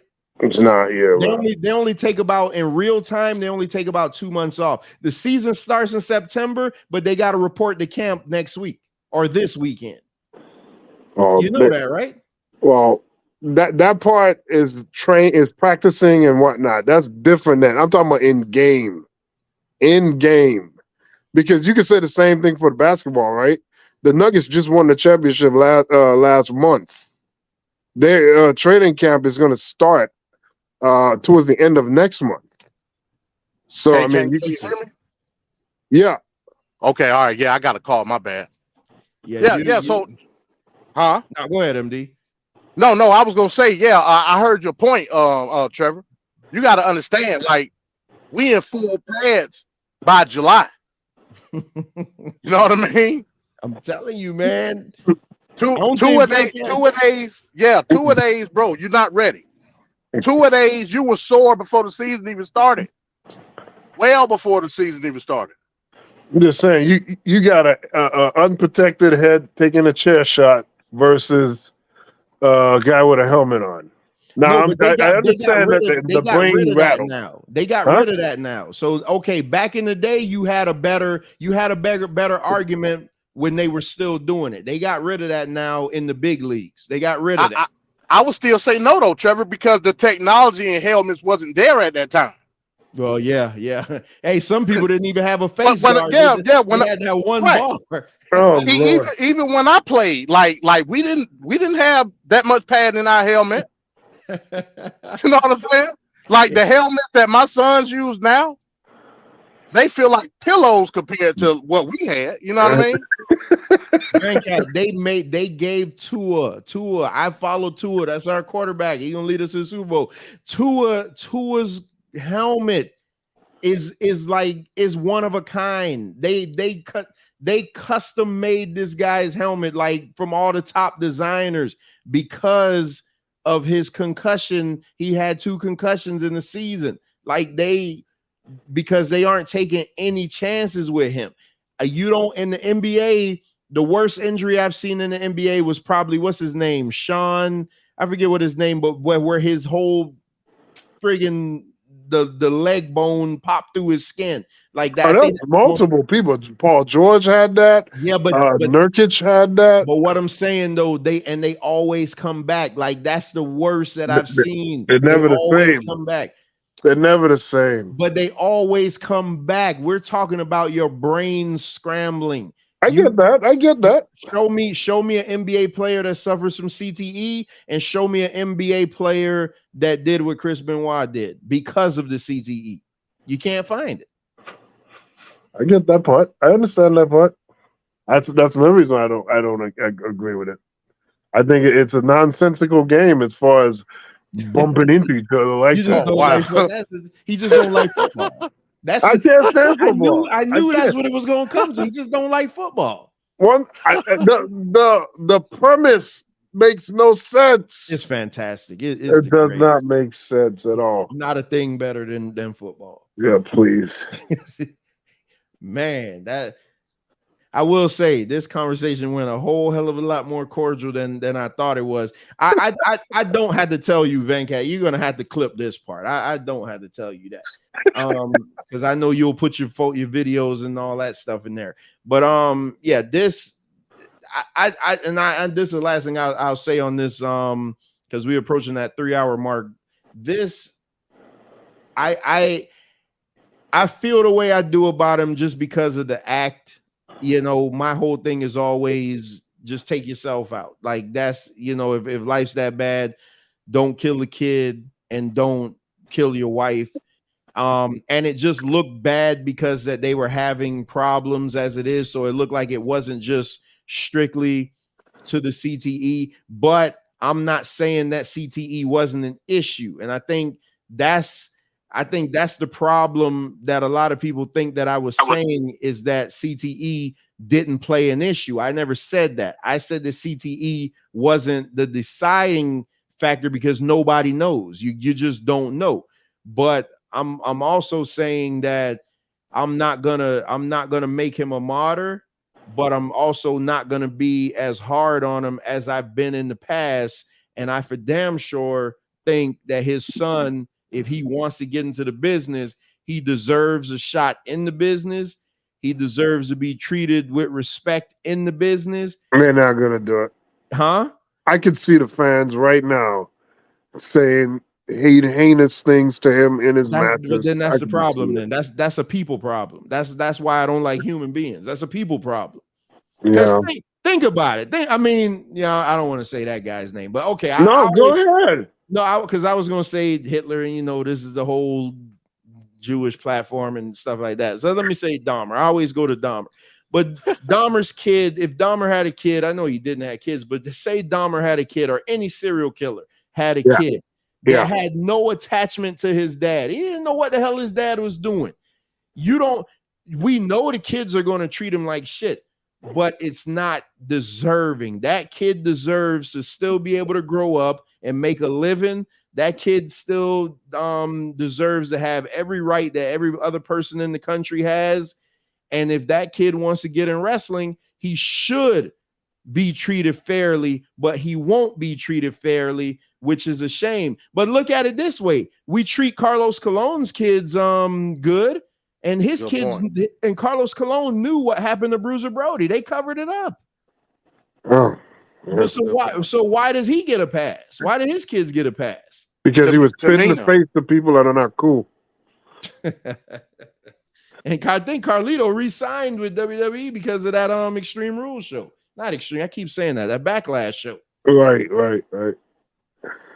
Yeah, I think the kids should get a shot, man. I really I mean, they I agree with you. They probably ain't gonna do it because you're gonna have these self-righteous ass social justice warriors that's gonna be like, well, they're gonna be like, DNA, genetics, the apple don't fall far from the tree. And well, let me tell you something. My dad did a lot of bad shit growing up. I ain't done nothing that my dad has done. So miss me with that. You know what I'm saying? Yeah, you should be able to be judged upon your actions, not the actions of others. I mean, that's crazy. I don't think it's gonna happen though. Well, you know what though? The fact that CM Punk went out, because CM Punk, I pick on him a lot, but he carries weight. I feel like the fact that he went out and embraced the kid on camera, yeah, that says a lot. And I wouldn't be surprised if we hear Tony Khan gave him a shot on like Dark or something, if that's still a thing. Yeah, that's true. Yeah, and like I said, I don't look at it as exploitation because he's a willing participant. You know what I mean? He want to do it. Yeah. So I think he want to do it because of his dad. That's what I think he want to do it. Okay, so you think he wants to do it to try to? Well, you can't give no honor to the dad's name, but yeah, kind of like try to shine a light on his dad or a positive light from wrestling with the family name. Yeah, because the parents. I don't agree with that. He I'm loved just wrestling. saying. I don't know. I think it has to do with his dad more than anything. I remember when he first came out a couple of years ago, like when he became public and people knew about him, there were smaller promotions trying to get him, but the fans were protesting. They were like, we're not gonna support this show if you have this killer's kid on the show. And I think that forced the kid into hiding. I am shocked that they got him out. I wonder what happened, probably because it was an Owen Hart finals and they were close and everything, probably. But I'm just shocked that this is the first time in a long time anybody's ever seen. He looked just like his dad. Yeah. Well, Dark Side of the Ring put more light on it and made it more acceptable. You know what I mean? Yep. Well, we know where you won't see him at. You ain't gonna see him in WWE. So, but which is crazy because now WWE is starting to show they aren't blocking Benoit out anymore. They aren't. I've even heard Michael Cole mention his name a couple of times, which was shocking. But again, that's when Vince wasn't there. So, that's going to change. Why hasn't WWE has some sort of tribute to Owen Hart? Why does the tribute come from AEW? That's a good question. Well, I believe it's because of his wife. His wife. His wife. His wife had a falling out with them after everything happened.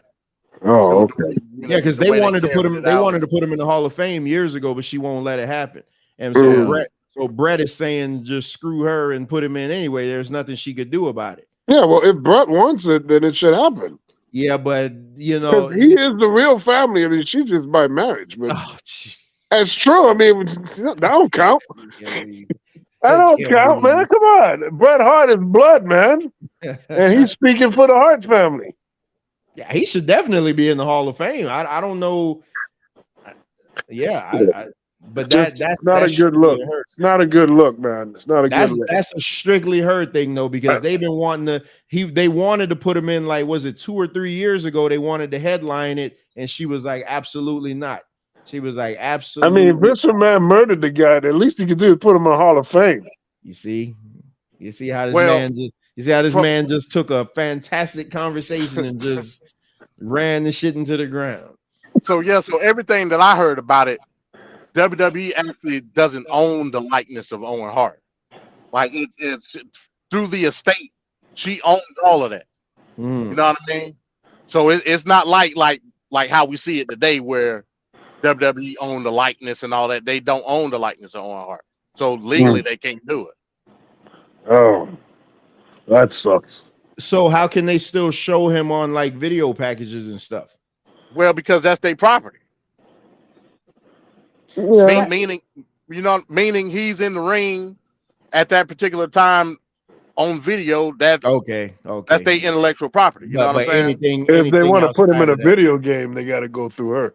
Yeah. In any intellectual property that's owned through the estate of Owen Hart, WWE don't own. The name Owen Hart and all of that. You know what I'd like y'all to break down. I mean, it'd be real interesting conversation. Is this name, this NIL, this name image likeness, like really what it is, because these college players now are getting banked, man. They getting paid. Yeah, Angel Reese made $1.3 million last year, and that's why she was like, she's not going. It don't make no sense to go to the NBA because the WNBA. Because they're not going to pay. They're not going to pay her that much. She I getting think paid more. Yeah, the biggest contract there is like $250,000. Yeah, she got that contract with what is it, Puma, I believe. Yeah, she got some big contracts. She got $1.3 million. So we got to do a debate on that WNBA. Well, I don't. I mean, it's. I don't think. For instance, like the WNBA women, they're like they don't want to lower the goal because they feel it's an insult to dunk. But at the same time, the ball is smaller. If you want to be equal, shouldn't they be dribbling the same size ball the men dribble? Hey, Vancat, y'all think I'm the manosphere guy? Vancat, God, come on, that is terrible. Yeah. I mean, I'm indifferent about the WNBA. I just don't care. I never watched. I wish that it could get to a point where people would care. Like it would be good for basketball. They need a superstar. That's what I'm saying, but they can't make these superstars because they're limited to what they can do. Imagine the NBA without Duncan. I'll tell you this: from what the WNBA was 15 years ago to what it is now, it's like night and day. Like back when WNBA started, these women look like boy. Now some of them, man. Woo. Golly. That's why I say when Angel Reese, if she ever decides to come over there, they need to back up. Wait, what the hell? Hey, turn your camera on, whoever this is. They need to back up whatever Brinks truck they need to her, and they need to yeah, somebody come on here talking about no LA Knight. I don't know who this is. Yeah, you gotta turn your camera on. Oh boy. I don't know who that is. You write your name on a piece of paper or something. You're just showing me a bed. I don't know who this is. A bed? Yeah, I mean on a piece of paper or something. Yeah, they're just showing me a bed and a oh hand. My God, we're showing people beds now. Yeah, I'm just to be on the safe side. Oh Lord.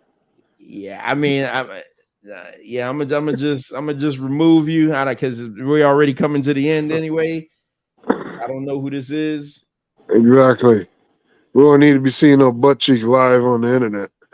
Yeah, you talking about Wild Guys Studio? Yeah, I don't know who this is. Wild Guys. Okay, that let you know. Yeah, I ain't no chances, man. We done already got. I made it by 50 plus shows without getting any type of issues with somebody messing, coming over here trying to do anything crazy. So we're gonna keep up with that. But yeah, fellas, man, we hit that 3-hour mark, so we actually did really good on time tonight. And this. Yeah, Vancat, you definitely need to clip this one because I thought it was actual civil, much more civil than I thought it would have been. Because I know how you feel like I'm attacking Chris Benoit and you don't like to hear the bad side, but I am. One thing about me, I am able to see things after a while, and I do realize, even though I don't absolve him of what he did, I do realize that he had a serious ass issue, especially the more I look at it and you look Yep. at Chris Nowinski's research and things like that. You know, I just it's just different though. The wrestling world would have been. I see, but one thing you said. You said, damn shit. We gotta go. But you said that you think the Magnum TA was a bigger impact than that. I'm sitting in the back when you saying that. I'm like, huh? Yeah, it is bigger. As far as like the effect on the industry, Yeah, I the think what that if it would have aspect. changed Yeah. it way more than Benoit. Benoit being alive today wouldn't have been as big unless Benoit opens his own league or something like that. It wouldn't have changed wrestling as major as Magnum TA being able to wrestle. Well, I I agree guess with that. I'm not talking about Benoit being alive. I'm more so talking about him not doing what he did, and because of what he did, what it forced the industry to do. Because you got to remember, had that not happened, you had to now undo all the changes. But like MD was saying, he was saying that eventually it would get that. I agree with MD on that. Like Yeah, it would eventually. 15 years after the fact. Right. You would have lost. Oh, You would have lost yeah, 20 I don't agree guys. with that. You would have Because you lost got 20 guys. the NFL was jumping heavy on CTE at the same time as the Benoit case. So I think that would have been enough to force WWE to make some changes on their regard, just due to the fact that they want to keep the positive image. You know what I mean? The We know what type NFL of is company regulated WWE. though. The NFL Well, got I mean, regulatory commissions though. I get that. But I'm saying, So I'm image crazy for wise, saying the government need to get involved and put some regulation down. But the well, NFL got regulations on their ass too. I mean, again, you're still a willing participant. You know what I mean? But you offer me $8 million a year, I go out there and knock my head around too. You know what I mean? That should be another conversation we should have, because I was listening to somebody say that, and they were making that same argument. They were like, how come, like these athletes, they know the danger, especially in the NFL. Willing participant. They know the danger, but they're willing participants. And one was like, because I can get my money, and in 3 years, average lifespan of a NFL player is 3 years, his career. So I can get my money, hopefully get that first contract, and just be done with it, and live my. So he basically saying, if I'm in my 20s now, I'll live my 30s with some headaches, but then I'll be good for the rest of my life, versus working my fingers to the bone and then being Yeah, but that don't make sense, yeah, right? that's Because ESPN's documentary called broke down literally how these NFL players, they can't even make the summer. Like right now, there's no that's on them season. too. Huh? That's on them too. Yeah, That's what I'm saying. That's on them. Well, it's partially on them and also on the NFL, right? Because not everybody gets. No. Okay, so the bottom tier guys, they don't get paid as lavishly as you would think they do. So they get paid weekly. Vancat, league minimum is $350. $350. Right. $350,000 for a guy that's never going to see the field. Okay, so that works out great if you live in areas where we live at. But when you're an NFL star, shouldn't you be able to live in certain areas that you would think? Vancat, if they live in like how we live in with that 350, yeah, he'll be great. That's not the case. On them. So based on the amount of money, I'm expected to live a certain way, is what you're saying. Yeah, when these women divorce these millionaires and billionaires, they keep saying we got a lifestyle that we're accustomed to.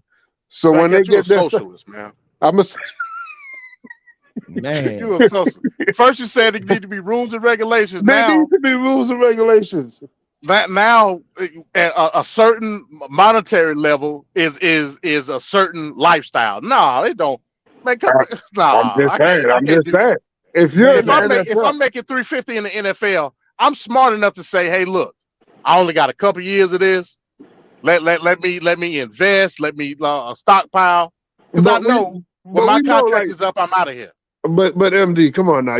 Like these guys are younger guys.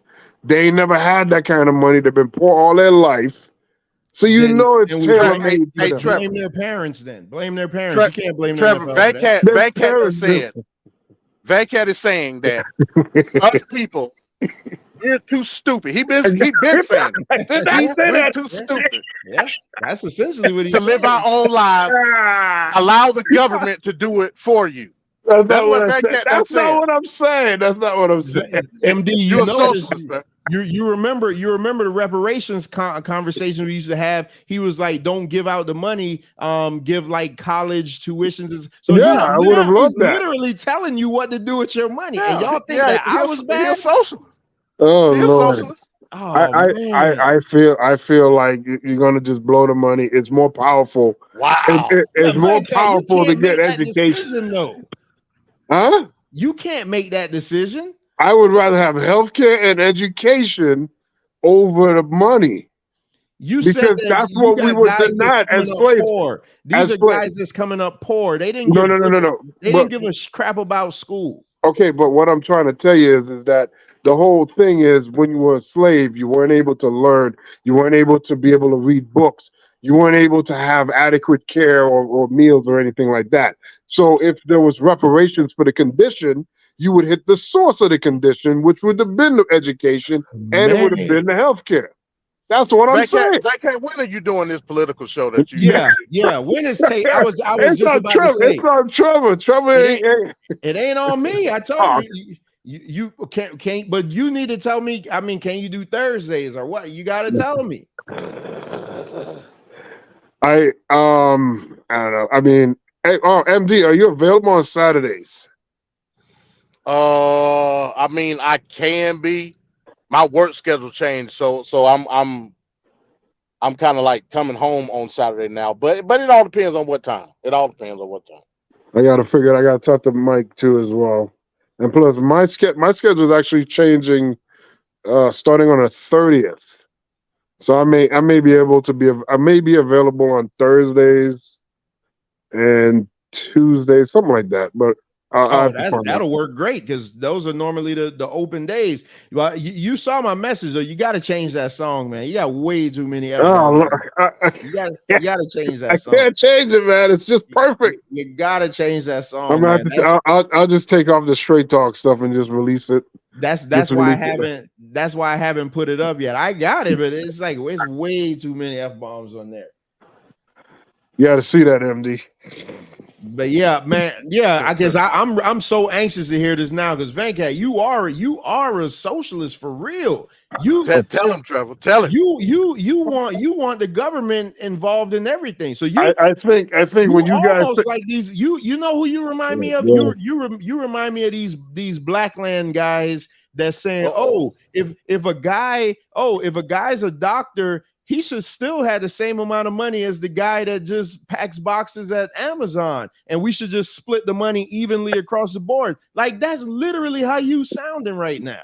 First of all, that is not what I'm saying. Second of all, you people are making it sound like as if socialism is this horrible thing when we live in a horrible situation right now with capitalism.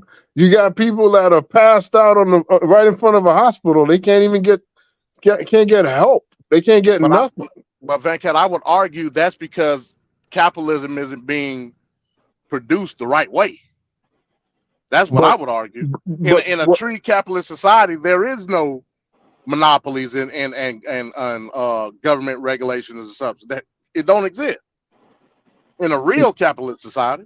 Right, but we don't have that. So what we have is have is rich people getting richer, and poor people just fighting for crumbs. So yeah, there's got to be a great reset somewhere. There's got to be some sort of reset. So you down with hey, hit up Younger. You already been go hit up Younger. Go get your communist training, and then come back. Oh, and speaking of Yanga, MD, I listened to the full that full Busta Rhymes thing. Yanga was reaching. Like Yanga was reaching. Busta didn't say a damn thing demeaning to black culture. Yes, he did. No, he didn't. No, yes, he did not. No, he did not. Now, if you listen to the full interview, he gave context on what he said. But the fact of the matter still remains. He said Black Americans didn't have any culture. He said that. Exactly. Out of his mouth. Exactly. Which is it's ridiculous to say that. So How can you want not say? so you want to boycott him too, like Yanga? Well, I mean, Yanga wants to boycott him. See, but that's group effort. I could do that all on my own. You know, But I don't listen to Busta Rhymes. I find that really interesting. Though that is always let's boycott the black man, but you don't boycott the person that's actually pushing it out there. But that's a whole nother thing, man. That's Wait, so Trevor, what your perspective is?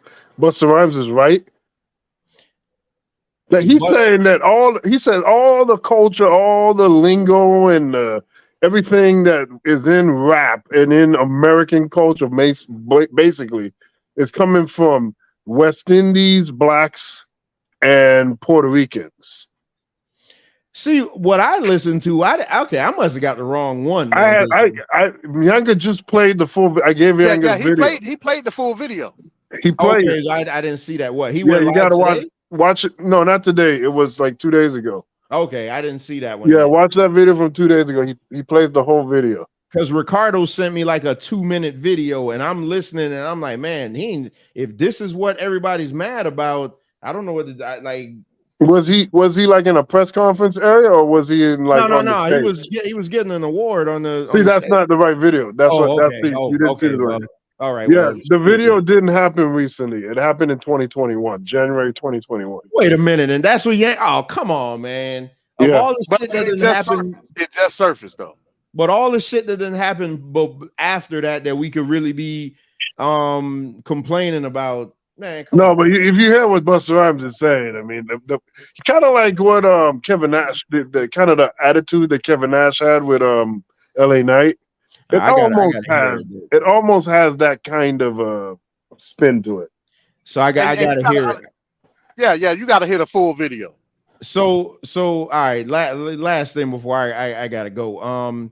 Did you? So Monday we touched on the young lady, the Carly, I forget her last name, and I said, and everybody was mad at me because they were like, "How dare you say this?" I said that it just doesn't seem right. Something doesn't seem right to me. The young lady who said she saw a baby on the side of the road, and I was like, man, something just does not seem right here. Lo and behold, now the police are saying that she was Googling the movie Taken, and and I said that I'm like, man, this just seems like something a setup, because who the hell kidnaps somebody and then brings them home, drops them off home 2 days later? Like, it just nothing added up based on what the story that was presented. But I just want y'all to know, go look at the details that's coming out now, with them saying, because she thought she could clear her search history.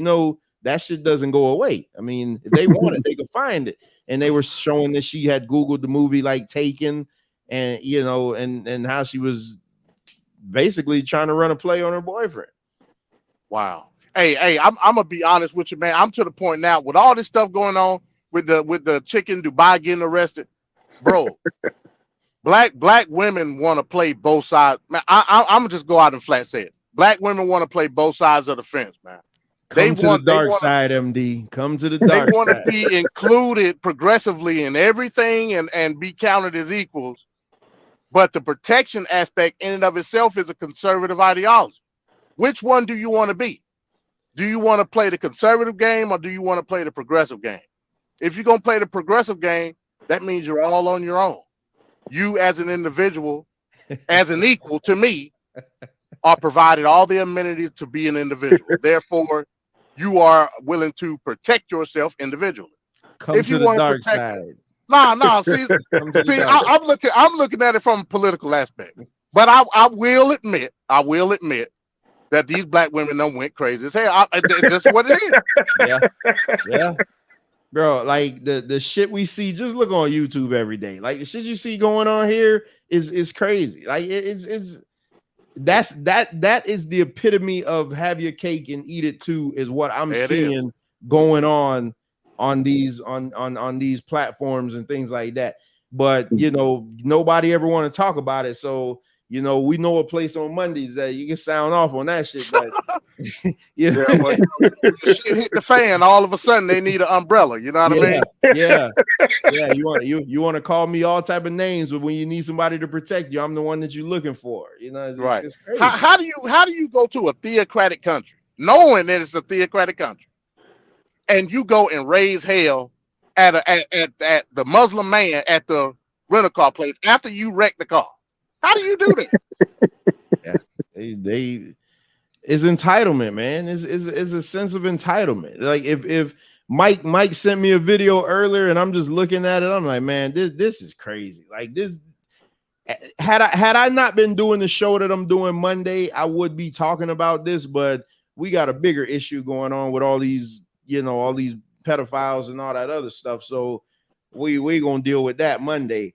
But the following Monday, that this Monday or the next Monday? No, that's this Monday. Okay. We're gonna deal with that this Monday. But the following Monday, we got to get back to the shits, man, because these women are out of control. They're out of control. It's out of control, man. Like it's crazy, bro. I see so much. Like I lay low on YouTube and I just watch it, just see what's going on, and I'm like, man, this is crazy, man. Like I said, I can't be a part of none of this.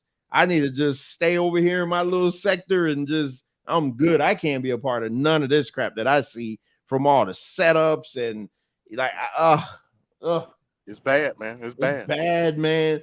That's why Venkat, I told you that's why I didn't want to come over here, man, because I'm like, this shit is crazy what these people are doing. But you know, I keep my distance, man. Just all the especially all this stuff that's going on in the supposedly conscious community now. That's crazy. Every day somebody else's name is getting added to that, you know, that pedo list. It's crazy. Wow. It's crazy. Well, yeah, I don't know nothing about no pedos. You got me on that one. Yeah, well, hey, when I be watching that, I be all over, man, because when I'm at work, I hope it's not a Pizzagate type situation where it's made up. Nah, I don't know, man. One thing about these jokers on YouTube, man, they'll drop the receipts.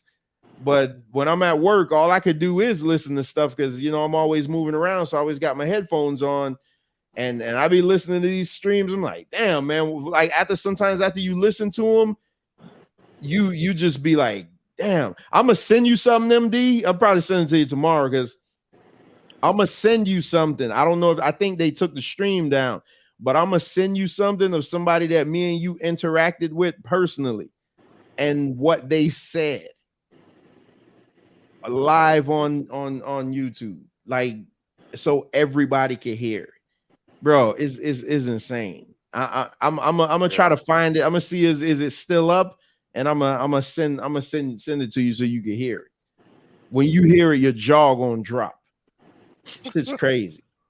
Yeah, man. Yeah, these people on YouTube lost their damn mind. It's like for real. Yeah, it's like the more and more that you try to get away from it, it's like the faster it comes to you. You know what I'm saying?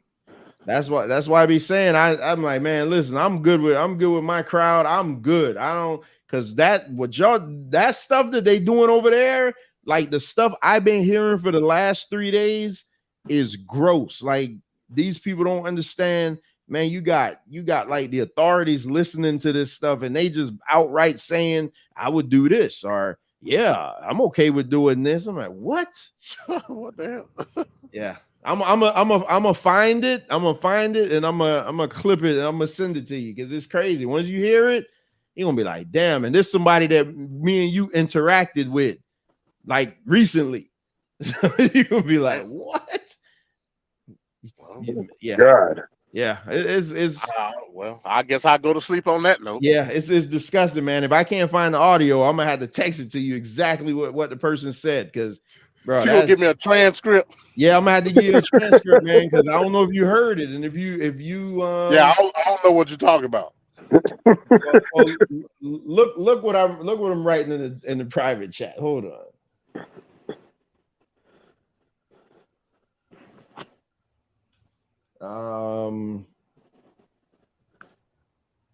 All right, look at what I just sent in the private chat. Oh wow.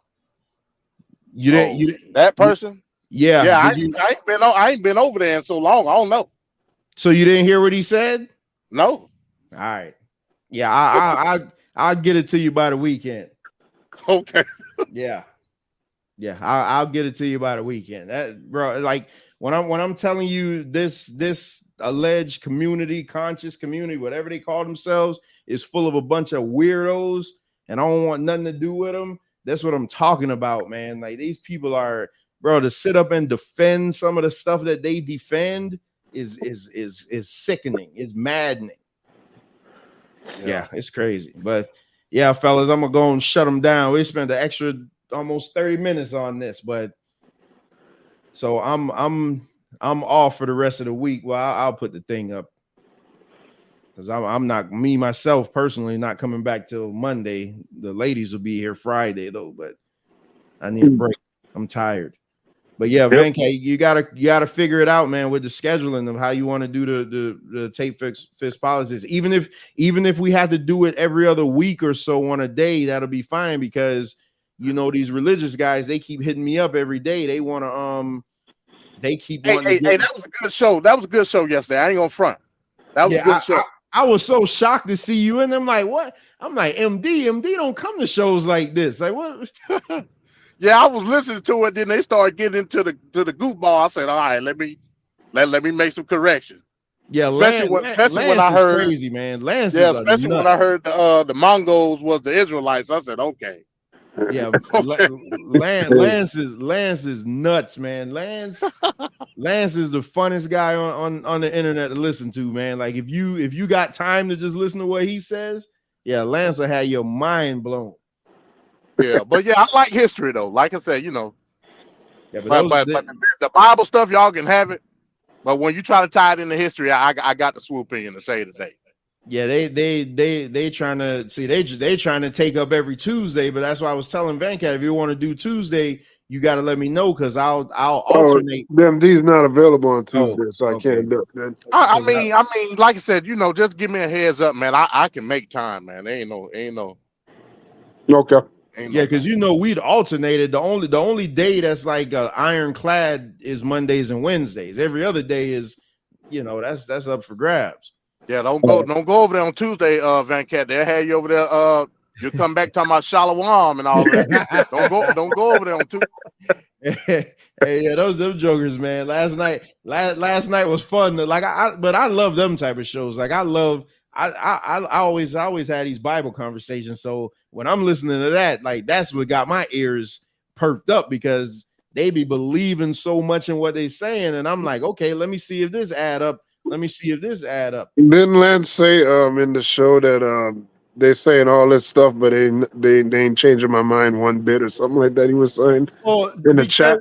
Yeah, because you got some guys strictly go with the 66 books, but then you had St. Louis who was saying St. Louis was coming out of the Apocrypha books, which, you know, they took out of the Bible. But then you had the other guys, Jansen and Duran, saying, oh, we don't need the Apocrypha. But then you got Lance saying, no, I don't need none of that. I use a different type of Bible. And it's just, that's why I always be sitting there. And then that's why I asked him the question. I'm like, do you really think that this is it? Like, this is the absolute word of God? And they were like, yeah, because they believe in their conviction so much. I don't necessarily believe that. I believe in a Most High Creator, but I don't believe in it the way that they do.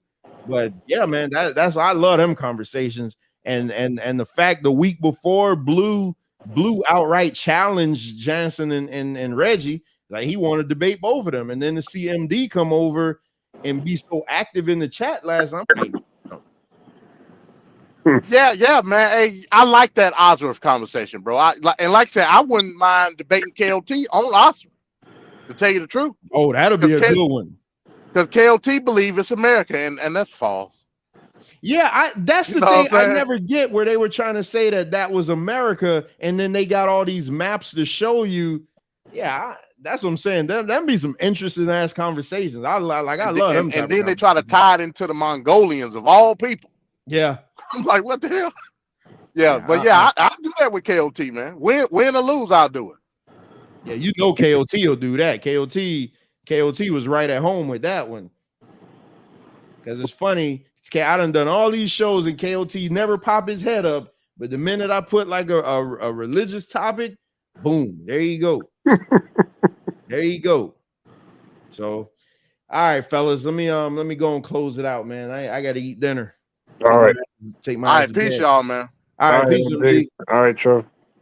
Yeah, Venkat, I know you're going. Oh, I know you're listening, but I know you're gonna go ahead and do good on that Chris Benoit section. But whew, yeah, there you go. Well, Straight Talk Society, there you have it. Another fantastic episode of Wrestling with Reality. Can you believe we did 15 of these already? Oh man, 15 fantastic episodes, man. I think tonight went really good. It was timed great. You know, we went long after the fact, but you know, that was just run on. But the show itself was timed really well. And I really love that Chris Benoit portion, because I have changed my mind on him a little bit. Not, you know, I still believe that he's a monster, but just a small monster now. Not as bad as not as bad. I appreciate that, Bones. Not as bad as what I always pictured him as, because I can't be a 43-year-old sensible man and then have every medical professional talk about CTE and then I turn around and discredit it. Like, I can't do that. That doesn't make any sense. But I also won't make him a martyr, and I also won't give him compassion in regards to what he did. I'll just say that, you know, he messed up, and that's the best that I could give him. So anyway, appreciate you guys for coming through, man. Whoever that guy LA Knight was, I'm sorry, but you came at the end, and I don't let new people. I let new people on the panel, but you got to show me your face. I got to see your face. I can't.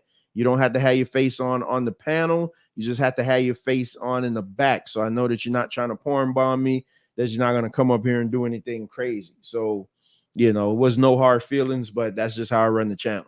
So anyway. Appreciate you guys for coming through, man. We have let me get the shows that we have coming up this week. This Friday, this Friday at 8:05 p.m. Eastern time will be the Vagina Monologues. That's the women of Pour Your Heart Out. They'll be bringing us a presentation of the Vagina Monologues. So can't wait to see that. Make sure y'all tune into that. Then Monday, this episode of Man Talk Monday, this episode of Man Talk Monday will be a special episode because we're going to be talking about this culture of pedophiles and molesters and all this child trafficking going on in our community, and how people are not saying a damn thing about it. So the crew is really going dive into that. And again, it's an open panel. Anybody that's been a victim of this, you're more than welcome to join the panel. You don't have to turn your camera on. But we would enjoy if you would share your story with us. You know, we'll give you the time and the platform to do that if you so please. And that's this Monday. The official show starts at 6:05, but I normally start about 5:45 just so I can get the announcements and stuff out of the way. Then August 5th, we have a new venture from myself entitled Straight Talk Sessions After Dark. It's going to be some late night adult conversations. It's exactly what it says. It's going to be an adult themed show. That's why it's happening at midnight.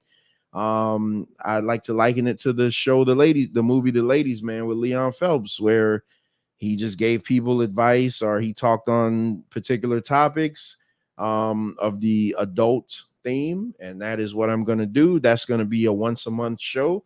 And I'm going to do the first one August 5th at midnight. So be sure to tune into that one. And anything else that comes up, we'll touch on it on Monday in the announcement portion of Man Talk Monday. So let me see. You got comments coming up here. Yeah, Venkat. Yeah, I knew Venkat gonna. Yeah, listen, Venkat probably was up here thinking like, "Damn, I'm already gonna clip this." He already got it. So that's what I'm saying. I don't have to worry about. You know, he's the one did all those LA Knight clips today. So I don't have to worry about any of that. Ricardo saying, yes, sir, we're exposing a whole bunch of that issue on Monday. Absolutely. Monday, I might have, because I spazzed out this past Man Talk Monday. So I probably will be lifting the F-bomb ban on Monday, just because I think like whenever we talk about these type of things, I get irritated because of the lack of light that shine on it, and how I feel like people act like it's not that big of a deal. I think that's what bothers me the most. So I might end up just going crazy Monday, but hopefully not. But we do just want to absolutely do do good to the topic. So you guys go check out Man Talk Monday from this past Monday. We had an absolutely fantastic show, and we got all the shit out. So this Monday we can come back and be straight serious. So with all that being said, I'll leave you with these words. Always seek out the truth for yourself, because if not, you'll fall victim to other people's interpretations of them. Pour your heart out this Friday. Peace. Now the whole world can acknowledge me. You'll get the shit. You'll be knee deep in shit. I'm gonna take you